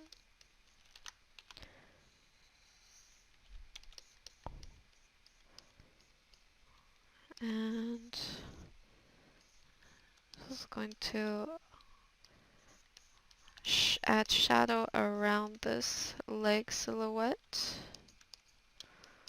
Now back onto this side. Just gonna clean that up and then ever so slightly add a bit of warm tone. Oh, hold on. It has to be ever so slightly. Let's go ahead, invert, and add just a bit of shadow on the other side. And then we shall go back to this side and work on it a bit more. We have to make sure this separation isn't too harsh, and right now it's a little harsh. It has to be the right amount of harsh. I know it's confusing. It's hard to explain, but usually this part could take a while because we gotta get the right amount of consistency. Let's go for that. Darken this side. And now we can do a little before and after to see what's going on, to see if everything's good or not. Now back to this leg. I'm going to take it slow and blend this part out.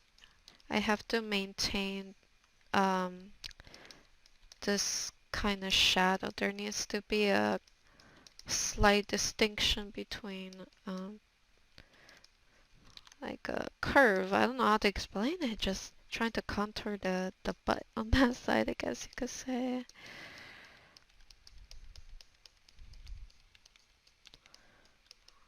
I'm going to use the blur tool and try to blur that part out.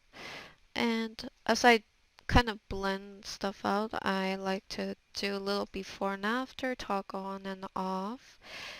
That way I get to see, how is my adjustment? Is it working properly? Does it look better or does it look worse?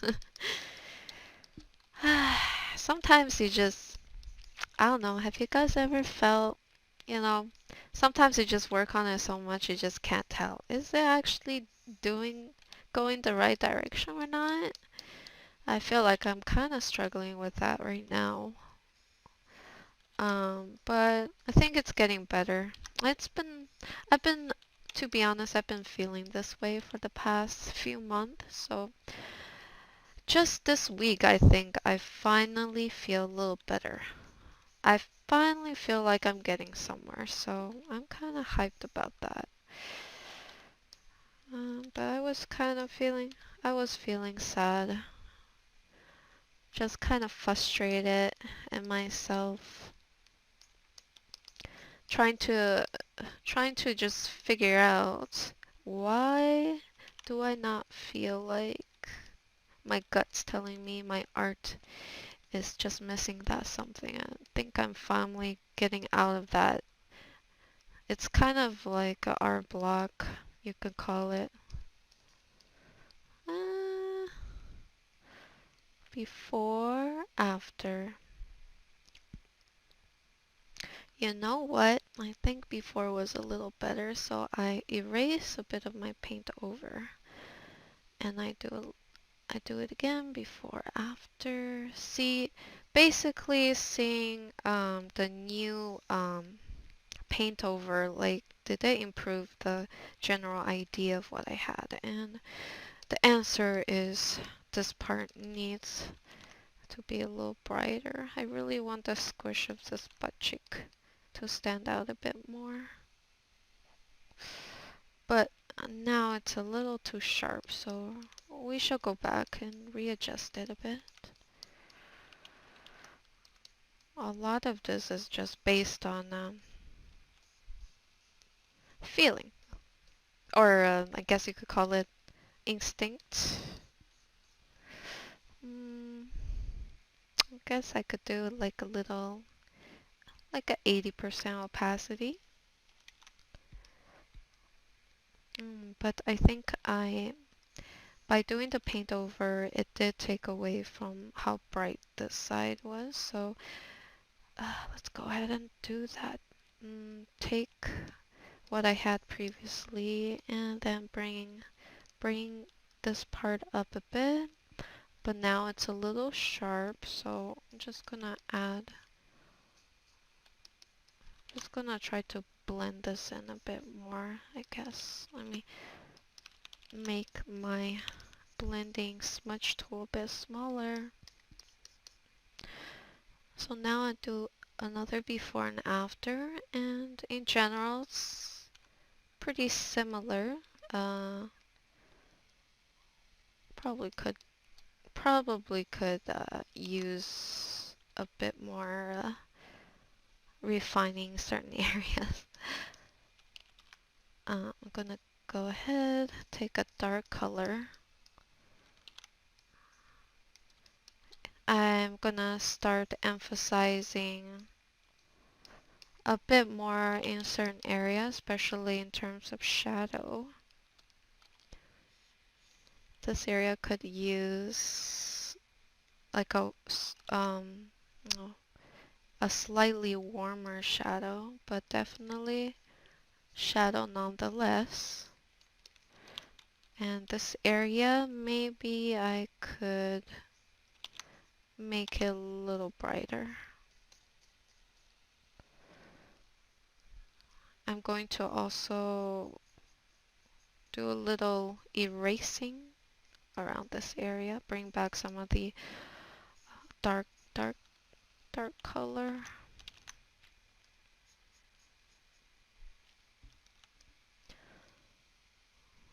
Something like that. Okay, let's merge down. Let's call this paint over. good. So I merged everything together. I'm gonna flip my canvas now. And we're gonna have another look. Well, let's do a little before and after. So before and after. So when I do this, I typically look and kind of just think, okay, did did it take away some stuff? Yes, it did, especially the color. So I go ahead and overlay the original tone of what I had before. So this one's a bit more warmer in tone. I'm kind of bringing back the cool tone from the original layer. It also did take away a lot of the like the shadows as well. So we're gonna have to think about what we can do there. I mean, I think what we could do is just increase the hold on, increase the highlight. If we increase the highlight, then that will also give more contrast to the shadow, to the darker parts of the leg. So I am doing that, just increasing the lighting, especially for the bottom area. For these area,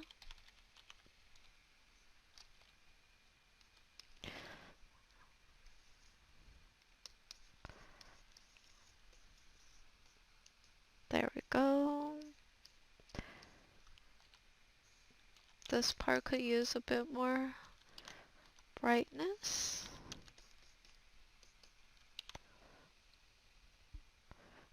Really trying to lighten up her legs. But hopefully it'll work. I'm not sure. I might readjust stuff like this as I go along and stuff. What else we could do is I'm just gonna select the leg part. I'm going to automatically make it darker.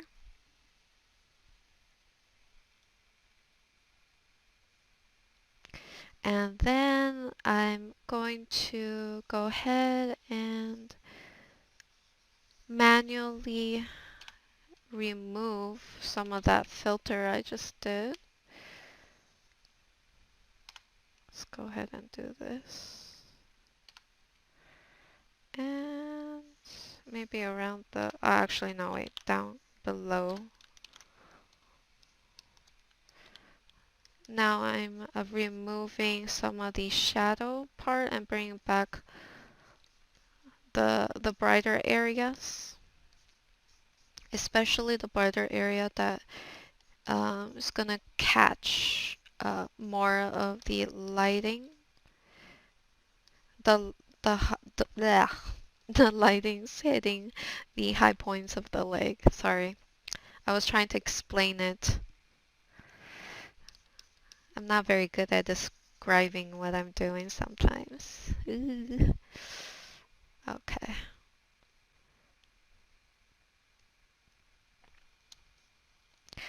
Well, yeah, it's getting there. It does definitely needs a bit more work, I think. But yeah, this is before and after. So typically, I kind of work on uh, refining different areas like this a few times until I'm happy with it. Let me go ahead, erase a bit of that, bring back some of the lighter tones of the legging.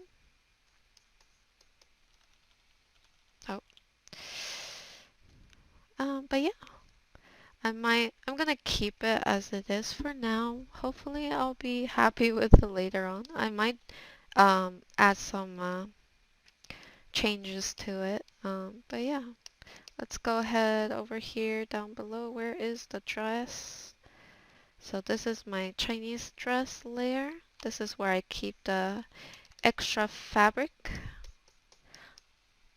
I do like to just kind of use extra fabric as a composition tools just to either fill up canvas space so it's not super empty in that area, or I just kind of use it.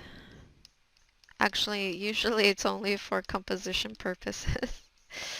And this is no exception. I am using the fabric as a composition space. So I quickly do a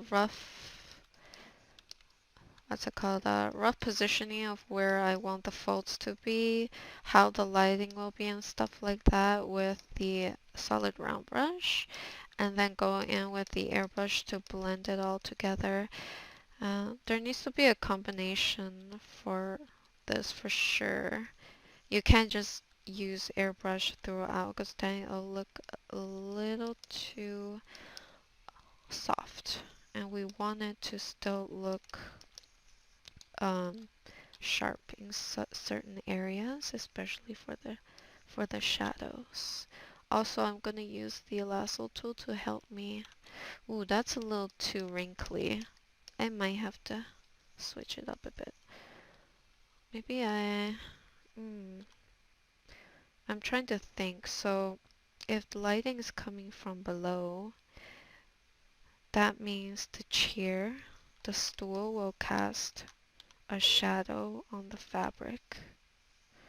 So like that. I'm going to do a little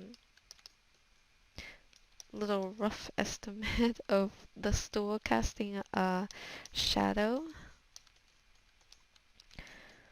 and perhaps brighten up down below on the fabric. Ooh.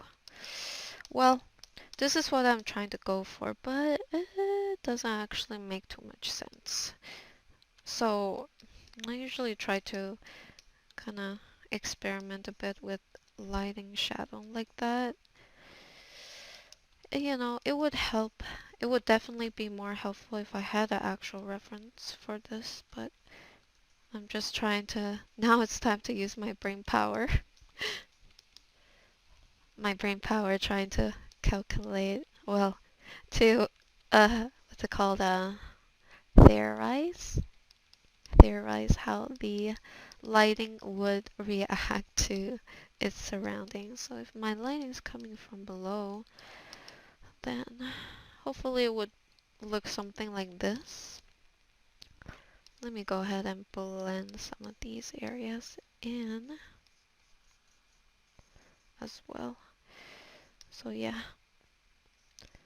after, roughly after determining this looks like it makes sense, hopefully, I go in and try to refine it as much as I can, basically. Add some more highlight, shadow, stuff like that. And top it off with a bit of golden detail emblem detail to finish it off. Okay, so this is quite rough, but it's getting there.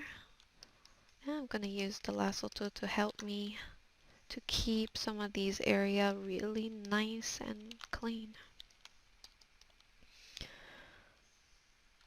Let's go down here now. I'm gonna add just a tad bit more highlight around this area. Clean up the silhouette for the fabric. Probably need to modify the sides as well.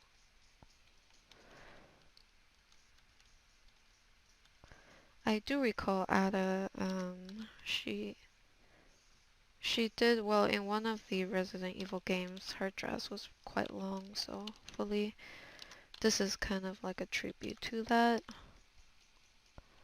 She always looked quite elegant in the long dress. There we go.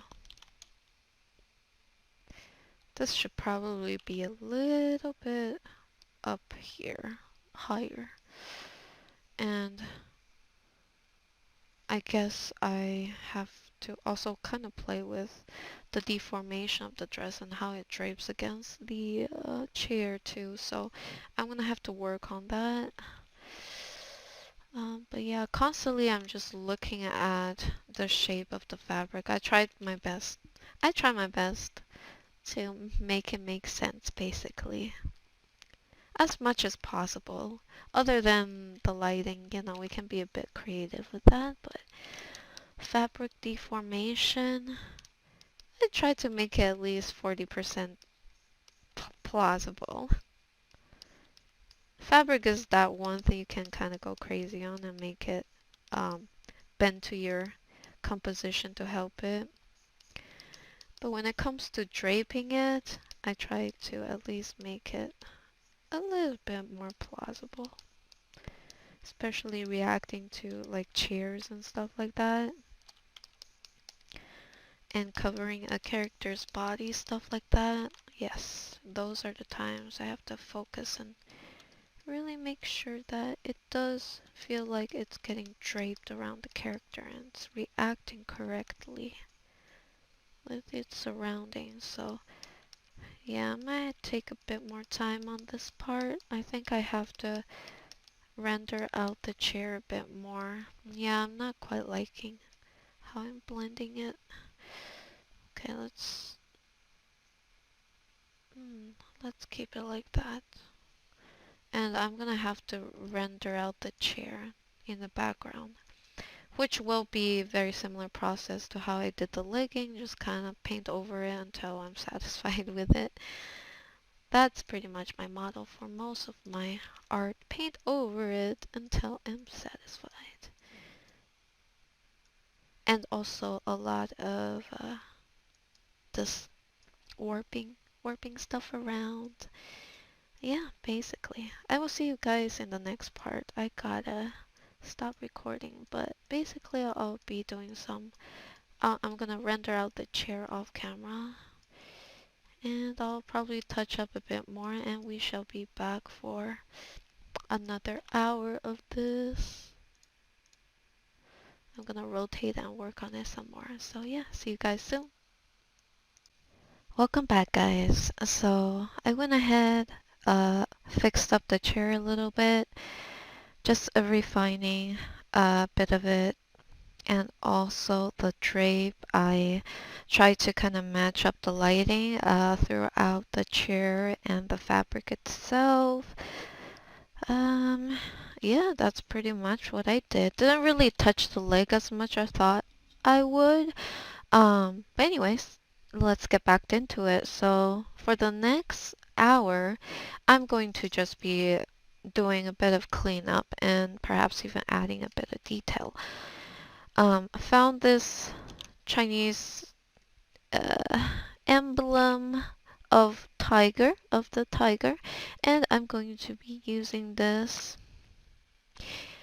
as a bit of detail on the dress fabric, kind of like what I did here. So first step is just to grab a design, and hopefully it's ambiguous enough that you don't get in trouble for it. Because really this is not the focus of the piece, but it's just to it's kind of like a filler element for the piece, just something extra. I'm just going to go ahead and start kind of adding some, oh, this is not bright enough to make a difference. Let's go ahead and add some shine in the emblem here. And still, this tiger, probably gonna need to warp it a bit and then play around with the color a bit too. it's a bit, I think it's a little bit too, what's it called? Oh god, that looks weird. It's a little bit too visible in terms of design, so I'm going to remove parts of the graphic so it's not super solid. I just want a tiny bit of the detail in the fabric itself.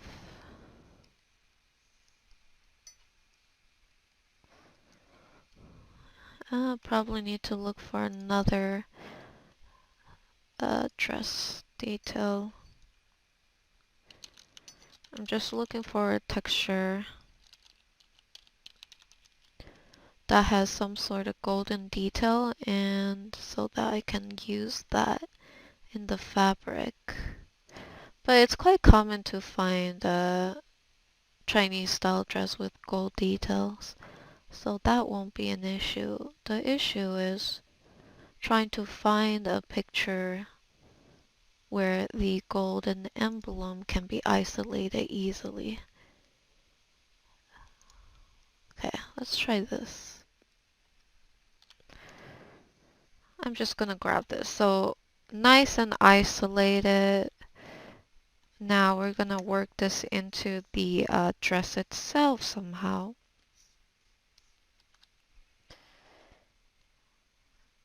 Let's go into blending options, and we're just gonna play with these. There, isolating that. It looks a little, still looks a little bit too much, so lower the opacity, and we'll just gradually,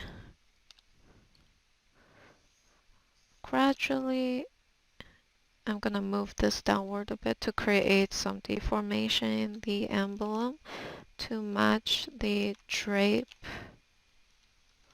Let's do that.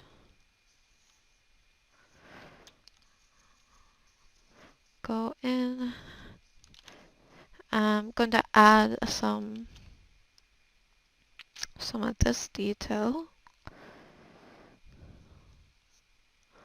So this is how I add a tiny bit more detail. Let's go here and we'll add a bit more yellow to this. Ooh, okay, just making it a tad bit more shinier.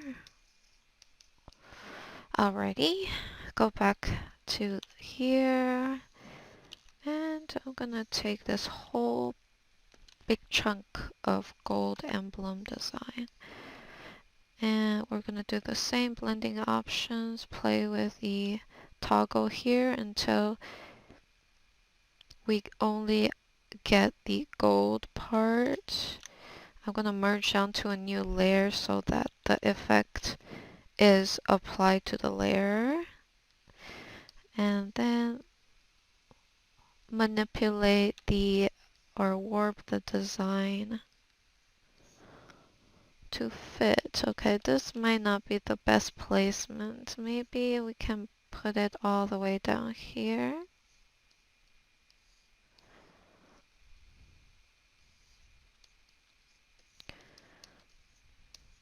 So I'm gonna just experiment on placement for this. Well, it doesn't seem like there's much to be done here. I'm kinda not feeling it in any of these areas. Maybe here.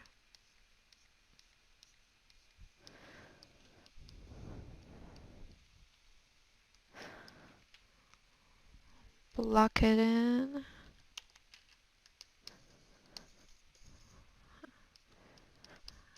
And I'm just going to kind of add some shadow to shade the gold emblem.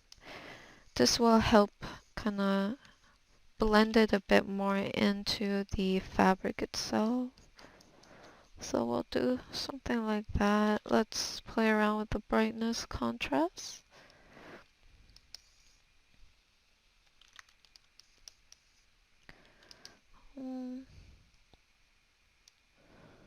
guess this is okay. It's not really...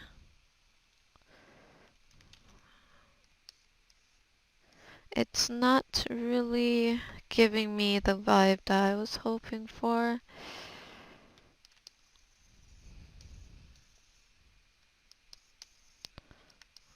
Okay, let's go with that, I guess. Well, only doing this isn't quite enough for here. We're gonna have to do a bit more adjusting, but first... Oh, hold on.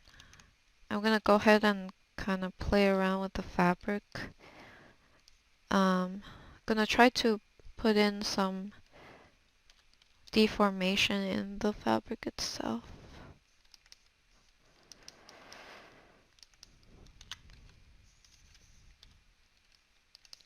Like that.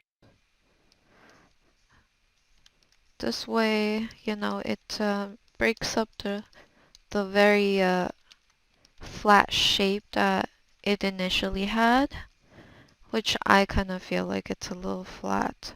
That's why I'm trying to see what I can do, perhaps adding some vertical wrinkles, you know? Hopefully it's gonna help. But whatever I can find to make the piece just a tad more dynamic. That's just kind of how my brain always tells me. Uh, when I try to do something simple, it always tells me it's not complicated enough. But then again, that's just how it is. I wish I was a bit more happier with well, simpler compositions, but my brain always tells me I want it to look more complicated, or it's not enough. Well, this is the result it gets. It definitely looks a bit more complex for sure. Hopefully it doesn't look too weird. I mean, it kind of does make sense. Hopefully this is enough. I'm just darkening the fabric a bit more to make the contrast more intense. Now going back to the black fabric that is underneath. And now this fabric is just purely there, just to hide the lack of detail underneath the chair. It's a nice little cheat. Also, it accentuates the red dress, which I wanted to emphasize in this piece. So, yeah, that is really the best option, like, you know, random black drape that she's sitting on.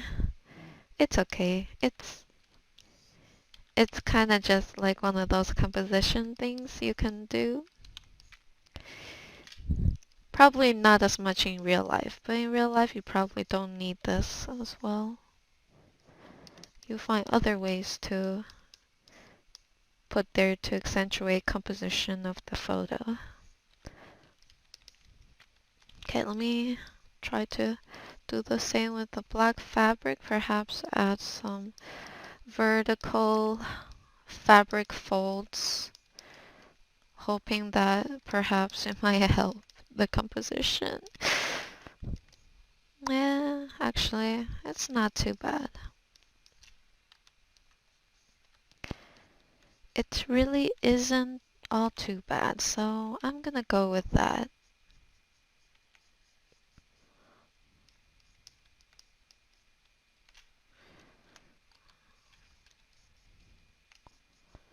Let's go ahead and add some sharp detail here using the lasso tool to help me and all that. I think the fabric is fairly rendered out.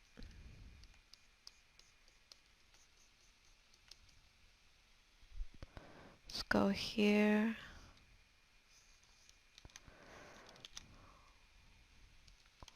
Darken that up.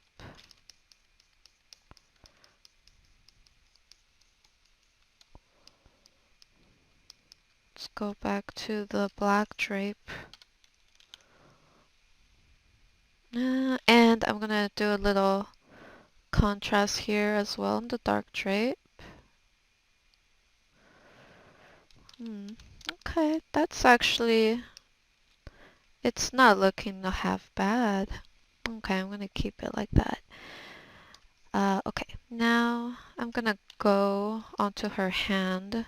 I had said that her hand looked a little chunky, which it does, so I'm gonna try to work on it. I'm gonna take off the strap. Oh goodness, this is not the best looking area. I have to correct it. But yes, the hand looks a little chunky. It's a little rough, so zoom in here. So I'm gonna slowly but surely try to clean her fingers up, create a new layer. Actually, we'll do constraint and new layer, and do the changes on this new layer. I'm gonna go around and basically contour each finger with a shadow color. This will help slim down each finger and add more volume. You know, this painting method doesn't always work depending on where your lighting is coming from, but hey, sometimes you can just try it out. If you're not sure, give it a shot. Sometimes you just have to try stuff out without knowing if this lighting will work or not. Add a bit of shadow up there, kind of highlighting some of the tendon, but I'll probably paint over it anyways. But I just painted temporarily on her hand.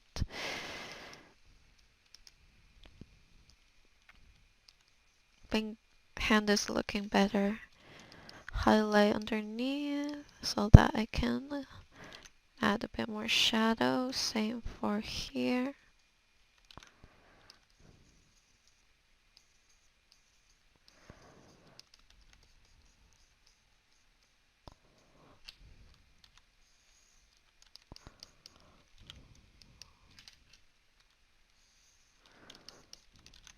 There we go.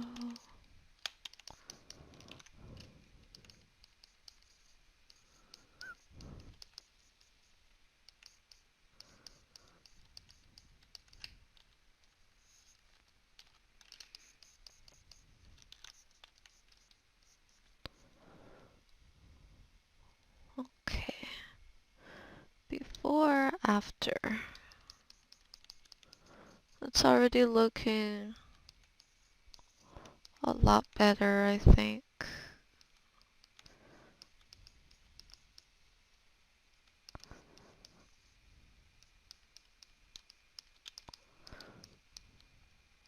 And just go down here to take a bit of that pinky tone, bring it onto the elbow, add a bit more shadow down here as well.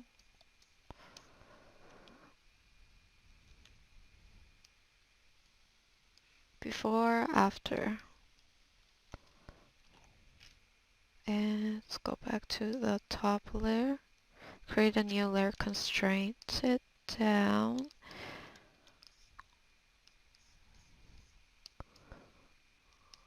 Let's add some shadow there. Maybe this arm needs to be a bit higher.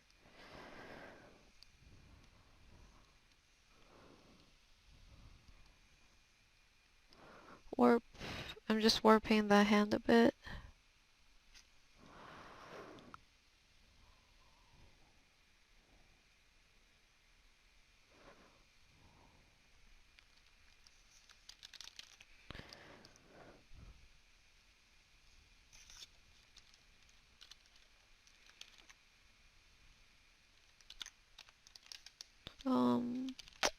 Yeah, something weird about the hand. I probably should go back to what I had before. Okay, let's just go with, let's go with this. Airbrush mode, airbrush it. Where's the arm? Here it is.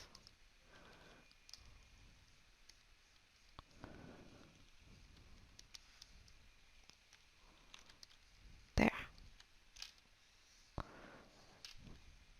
I'm gonna fill in that area. Add a tiny bit of shadow there. Go back here and work on the arm on this side.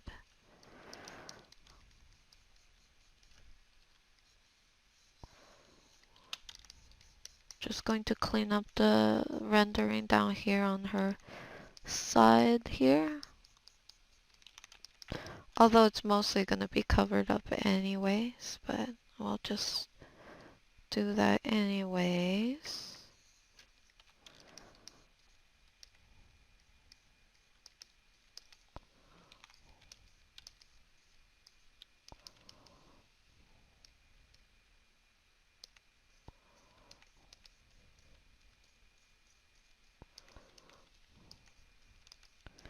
Paint that down.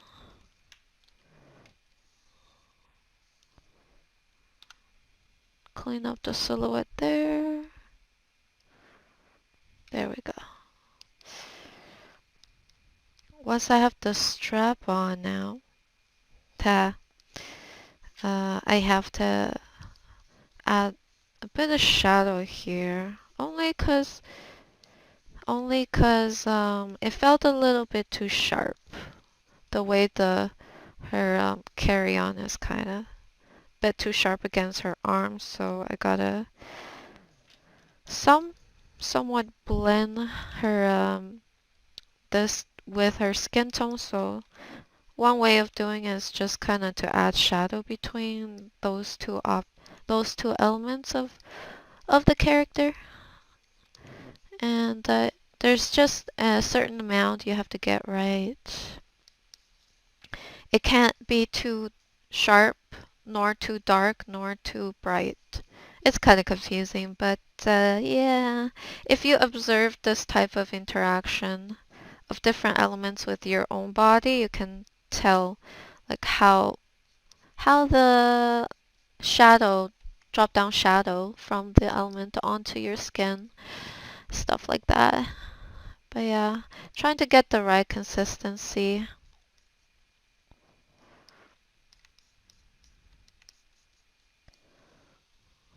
I think it feels more or less, yeah, that.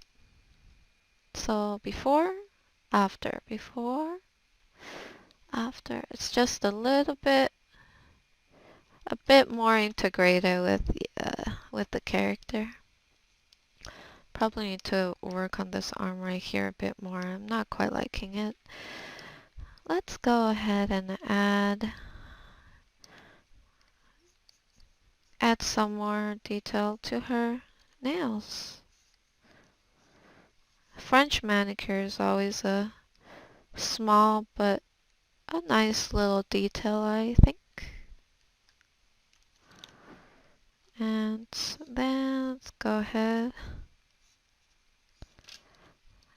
add a bit of shine to the nail. First layer and then second layer, just a very sharp highlight. Well, I don't really paint nails that much, so most of my focus is on the face.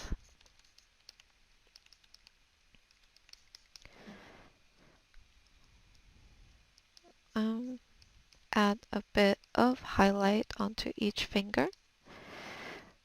Trying to plump up the fingers. Each of the fingers. Accentuate the knuckles.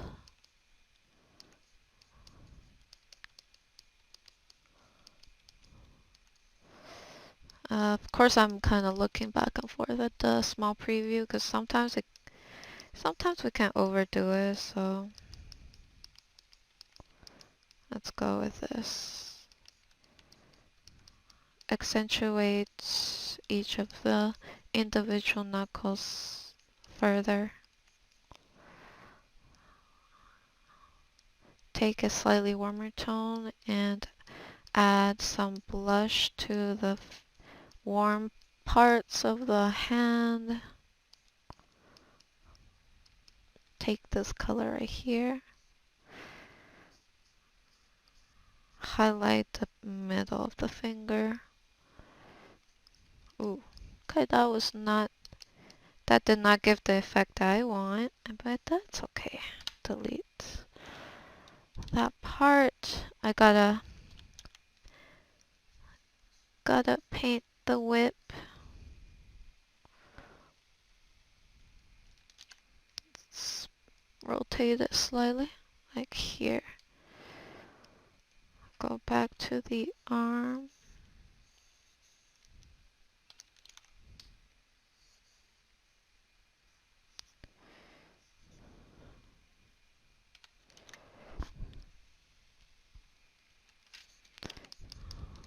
Fix that part of the arm. I think it's starting to look better already. Let's see what other accessories Ada has. She doesn't really have too much, just uh she has a leg strap.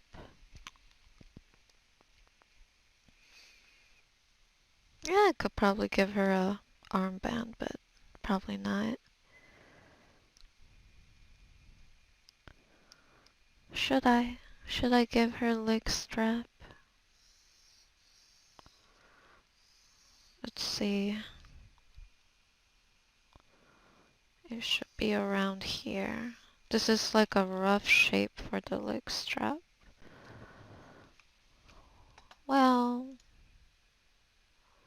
I don't think it's super necessary. Let me rotate and see how that... Okay, that's not too bad. I guess I could have it. Somewhat of a leg strap. A gun holster leg strap.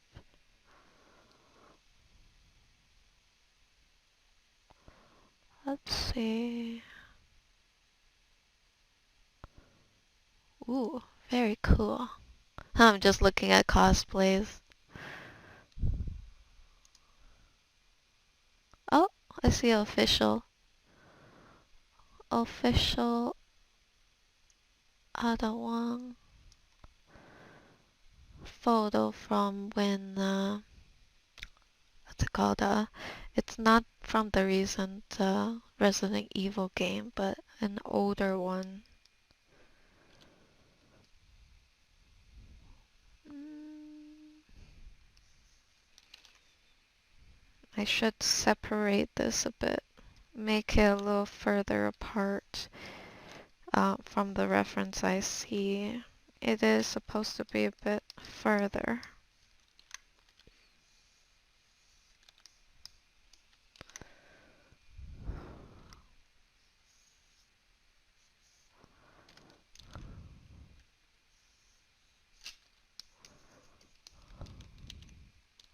Something like that.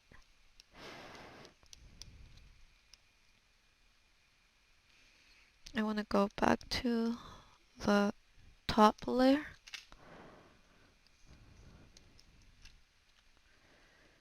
and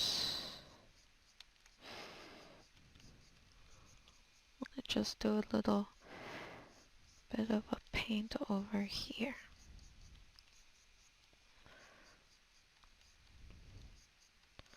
Probably need to fix this part so that it feels a little more connected. Merge down. Okay, let's see. Here's her leg strap.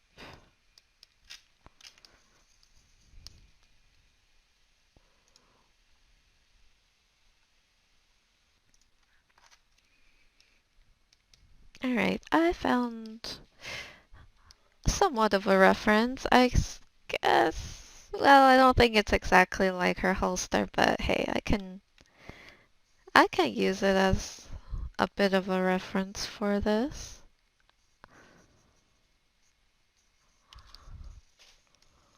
I'm just going to roughly sketch out the general form for it.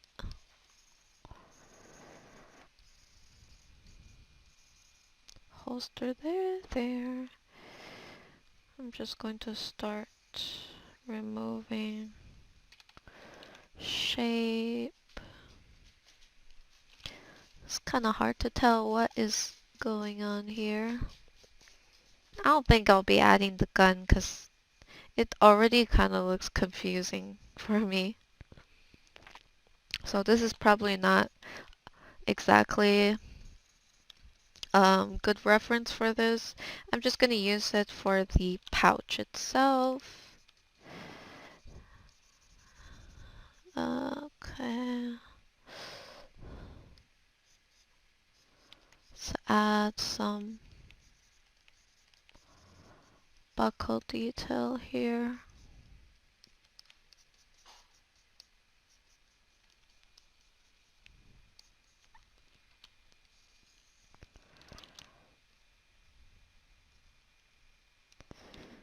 Also, I'm going to be... Oh, I'm just gonna stick with the lighting that I've already got. Translating this lighting onto the strap. Add a bit of thickness to the strap as well. Let's add some highlight on the bottom here.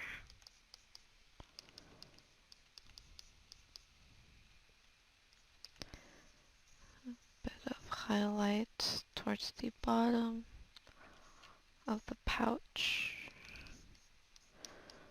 Shade it up.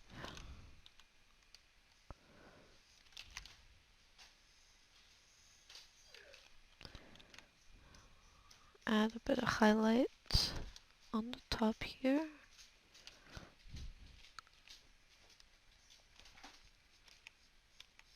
There's a bit of ridges going on here, so I'm just gonna go ahead and add that.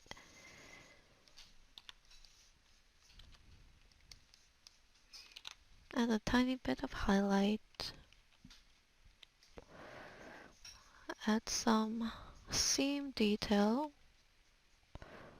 Just adding everything that I could see.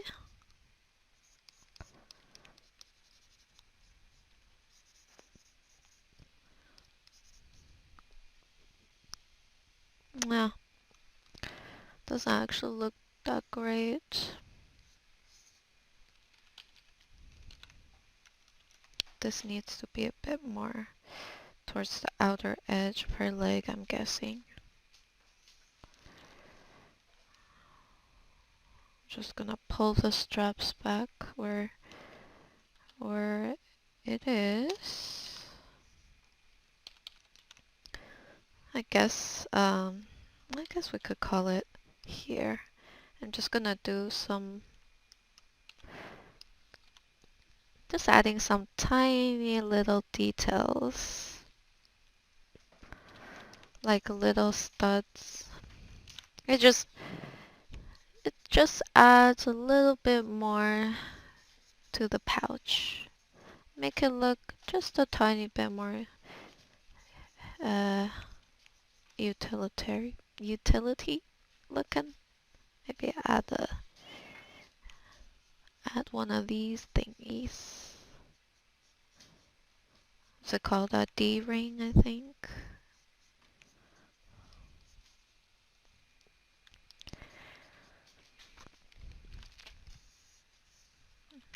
And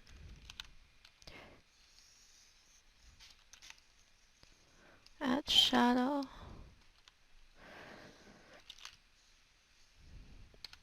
Add shadow and also shadow and highlight.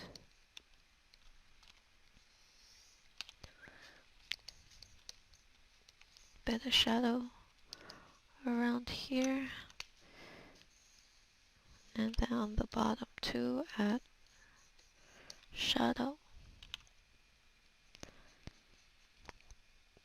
to make the strap look a bit tighter against her leg, basically.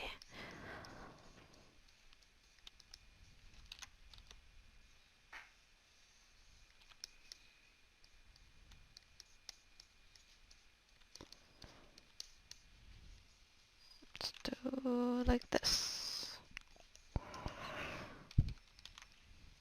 Okay, that looks tight enough.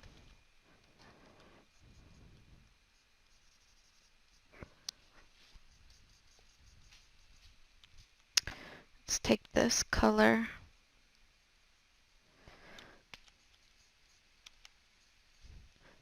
I'm going to give the strap some detail, seam detail.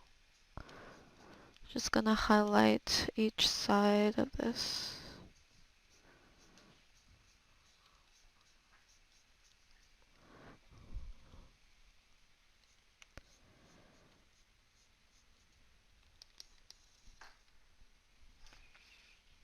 I guess that should do.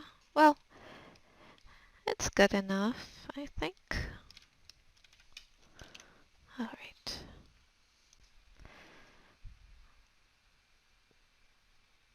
Alrighty guys, so um, off camera I ended up adding a bit of the skirt here covering her undies. For the Facebook, you know, gotta censor a bit more. But for this portion of the video, we'll just be going around the character and kind of just refining as we go along. Unless, I don't think there's any other area I want to work on really. In particular, I mean. Um, but we're just gonna go around, typically creating always a new layer before I go ahead and kind of do some extra rendering, add some more details, stuff like that. So here we're gonna go into in each finger and just add the glove seam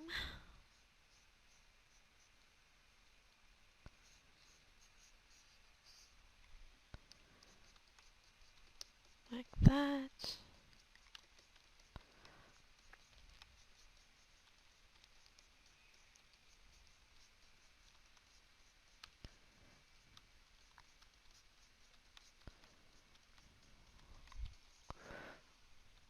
Might be a little too prominent, the knuckle shading. I'm gonna slowly reduce it. But just gonna try to clean stuff up. Add small details while I'm at it, and just in general refine it as I go.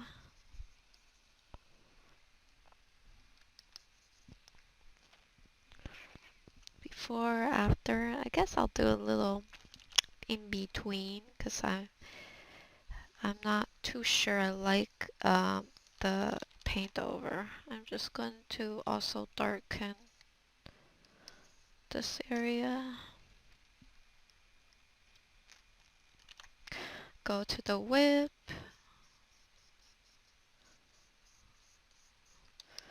Refine it a bit. Now onto the top. Surely there's parts of this that I probably need to fix. Just gonna refine around this area.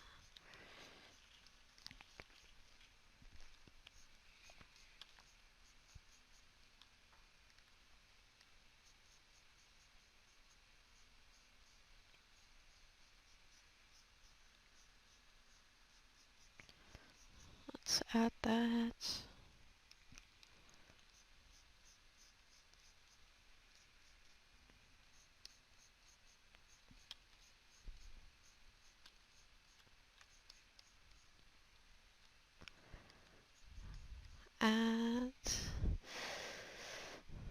shade it up. I'm gonna go ahead and add some little buttons now. One here,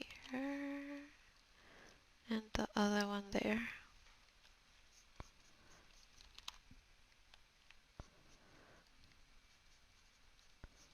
Or I'm adding just slight implied buttons.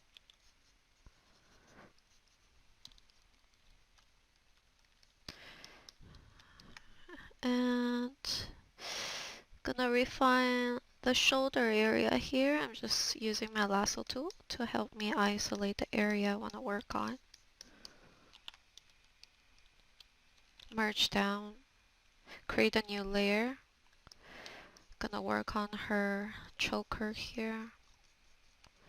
Gonna base it off of the new one.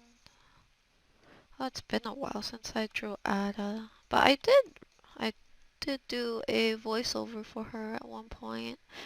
Ooh, that one was, well, I wish I did a better job in my older voiceover for her, but that's just me looking back. At least it's been 1 year and a half, I think, since the last one.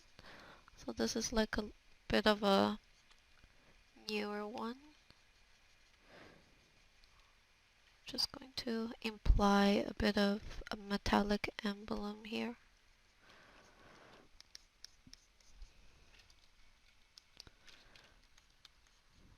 It won't be super visible. Let me just merge it down. Go to strap.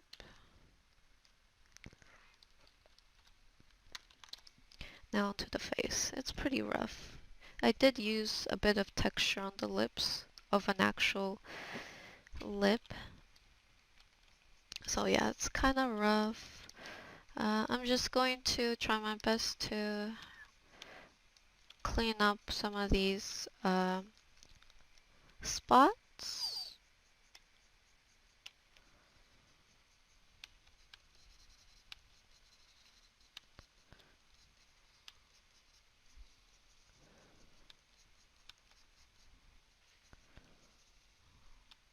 Just going to blend the highlight out.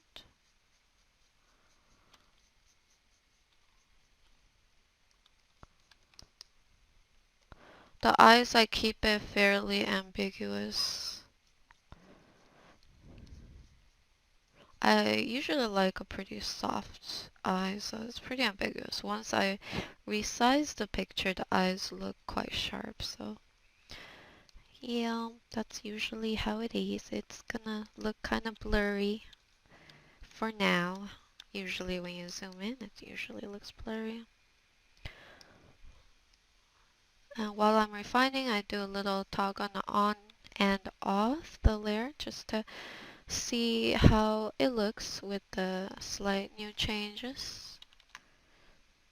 Add a tiny bit of warmer tone near the cheek area, near the jawline. Add a bit of highlight. And I'm going to use the lasso tool, help me carve out another area. I want to extend the highlight in that area as well.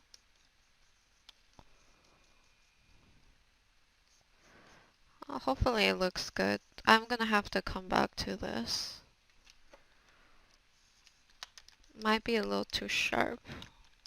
I need to figure out the right balance here, so just going to paint back some of the hair. Gonna try to cover the nape. Is it nape? Yeah. The neck area. And shadow in this area.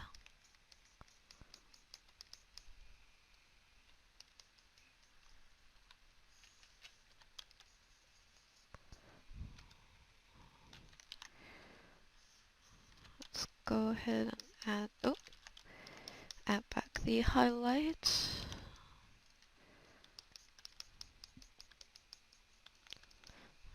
just kind of blending it in until I'm happy with it. It's not quite it's not quite there yet. So I'm working on it zoomed in, but I am focusing on the smaller preview on the side because the small preview is a bit more telling of how your piece actually looks as a whole than when you zoom in. So I'll often check back on the small preview. Oh, my ears is like one of my weak points. I just kind of do a little rough rendering of the ear usually. Don't really focus on it all too much. Add a bit of warm tone. There we go. Add a bit of shadow. Oh, probably not shadow. Okay, let's just go with that. Plus a bit of rim light.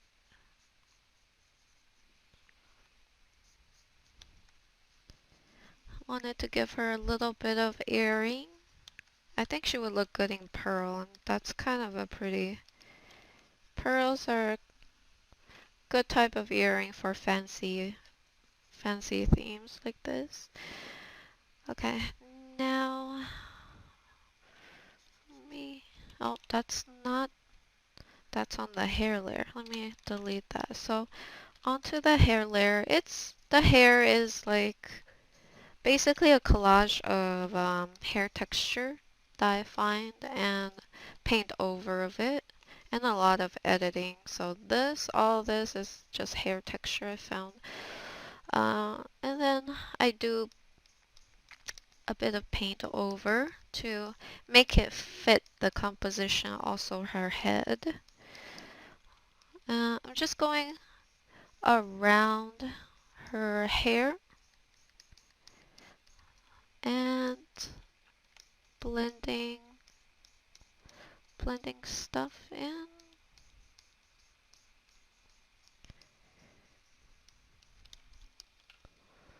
Just trying to make things a little cleaner.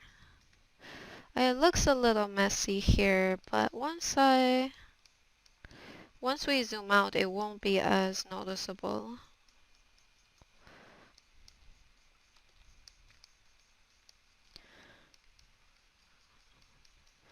Blend a bit of this out. Take this color right here. I'm gonna use it as a rim light for the top of the head.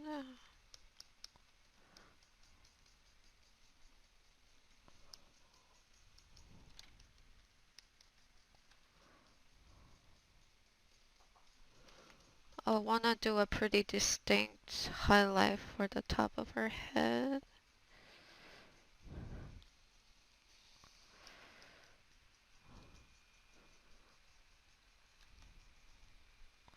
We can do a little before and after to see how that looks.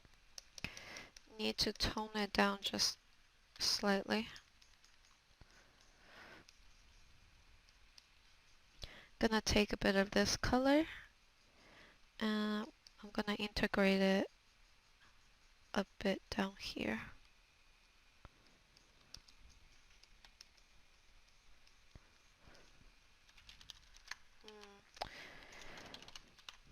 Might not work as well as I thought. I'm gonna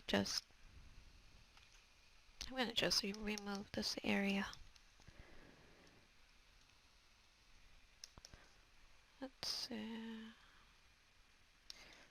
Toggling on and off, seeing how it actually looks. That's fine. I guess I'll go with that. Gonna clean up the side of the hair and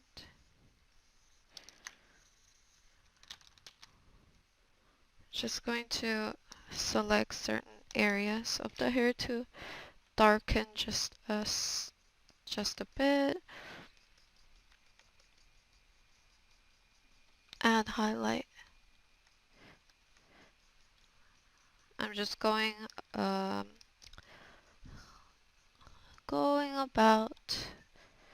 And adding a bit more cool tone highlights throughout the hair and see how that looks. Chances are I'm gonna revert back is pretty high. I just wanted to see how it would look.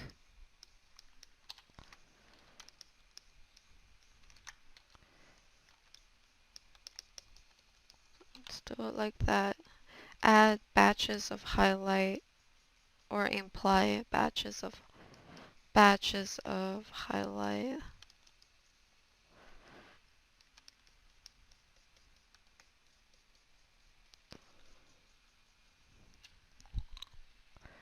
Do a little beat toggle on and off. That's actually not too bad. Use the smudge tool and just gonna smudge about a bit. Sometimes when you're not sure, I'll just go with a 60% opacity, like a little in between of before and after. Should be okay, I think. I think I could probably also stack on a bit more.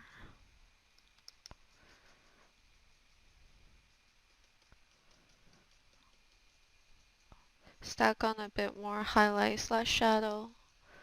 Make it especially shiny here.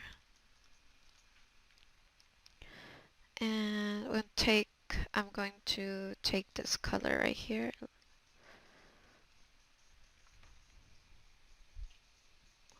A much darker color and adding that in to accentuate the contrast between the highlight and the shadow.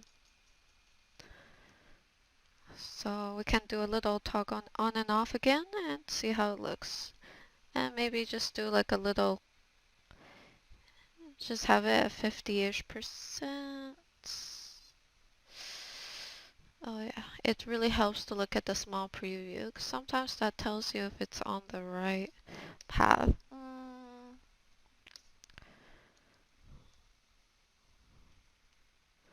Actually not too sure about this one, but yeah, let's go with that. Oh, might have to go back to the hair at some point. Kind of looks, I need to add more hair texture to it.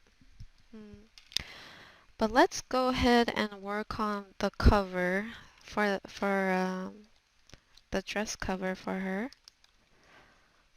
I already kind of started a pretty rough base for it.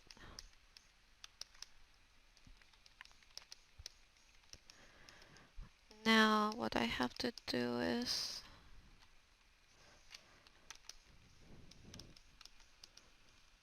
I have to basically try to contour the silhouette of her legs crossing and stuff. Like that.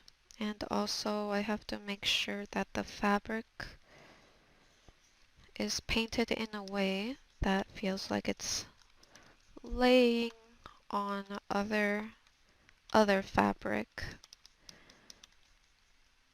I'm gonna partially paint it, contouring this part. Let's do that. I want to make sure the fabric feels thick. It has a nice weight to it too, so yeah.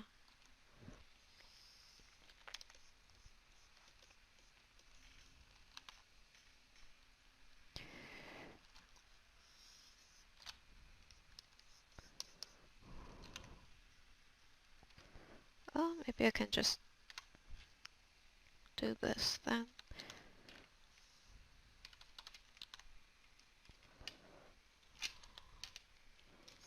Get a bit closer to do the details and refining.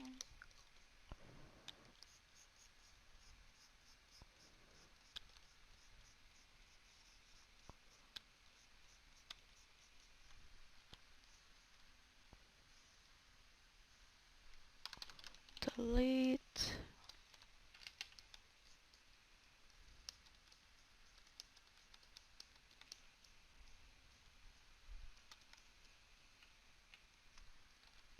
Lock it in, then I'm going to use my lasso tool, select a certain area that I want highlight to be in. That should do it. Now going on here. Alright, so I got my fabric fairly rendered out and stuff, but still needs a bit more. So first, increase the contrast for the fabric. Then I'm gonna start to kind of paint somewhat to the environment it's surrounded by, like the leg and the leggings and stuff. And by doing that, I have to basically, I'll probably create a layer underneath it and start painting a bit of shadow caused by the fabric itself. So add a bit of shadow there and add tiny bit of drop down shadow on the side, but not too much, and add a bit of red light around the fabric. Maybe not this much, but just a smidget of it, and make sure it's dark enough. And that's pretty much it for the skirt cover. Ooh, actually, let me go ahead and add just a bit more shadow on the side, just to match the highlight or the lighting underneath there. Okay, so there we have it. Actually, could probably use a bit of this right here. I'm gonna grab this right here, go to skirt cover. I need to add a bit of that gold detail onto that part too. So I'm just recycling what I have underneath. Yeah, just want to feel it a tiny bit. So it's okay we don't use it fully. Okay, so we're gonna have a bit of it there.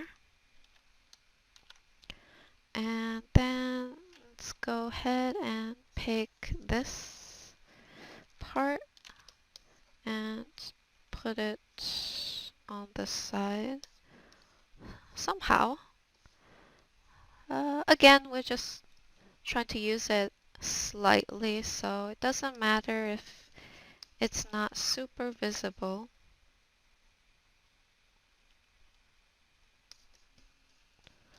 Oh, this actually looks kind of weird. Let's do screen.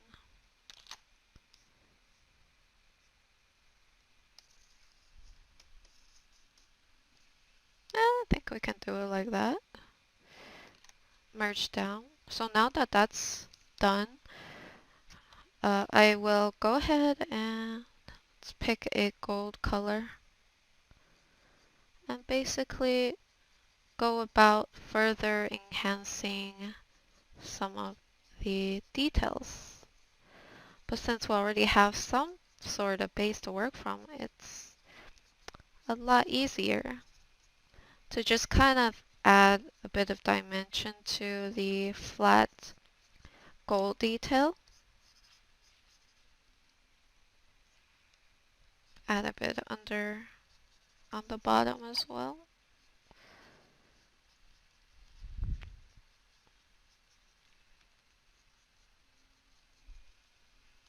like that.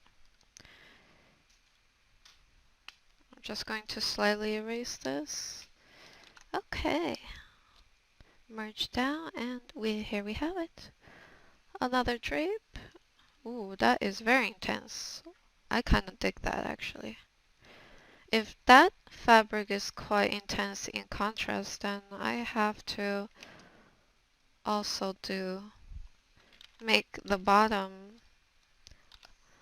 this stripe right here, also intense. Ooh, that's gonna be, let's see if it works or if it's too much. Ooh, that is really bright. Let's reduce it slightly. And go back to the skirt cover and also reduce it slightly, so it's not too intense. But then again, I quite like the intensity of the red fabric on her skin tone.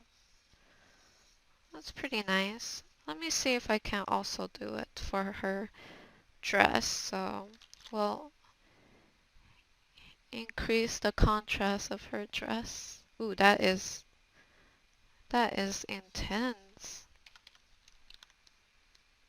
Not as intense as the fabric, the drape. Actually, that's not a half bad idea. I mean, to make the surrounding color quite vibrant and the skin tone quite dull. Okay, that's not too bad. Let me see if I can do something with the couch. Ooh, that's interesting. I wonder if I could make the couch not as intense as her red fabric dress. Red silk dress. This is the stool. Okay, that's not too bad. Alright. That's not too bad, actually. Alright, guys, that concludes this term's voiceover. Actually, quite happy with how it turned out. I'm gonna refine it a bit more, but I think we did a pretty good overview of it. Sketch, rough base, rough base. I refined it a bit here. And then this is where we're at. Could probably go back to the previous hair. I quite like that. So yeah, I might bring back some of the old elements because some of the older versions have some nice stuff. So I might do a little back and forth between the new version and the old version. But yeah, I will see you guys in the next voiceover. Have a great day, guys, or night. I'll see you guys later. Bye bye.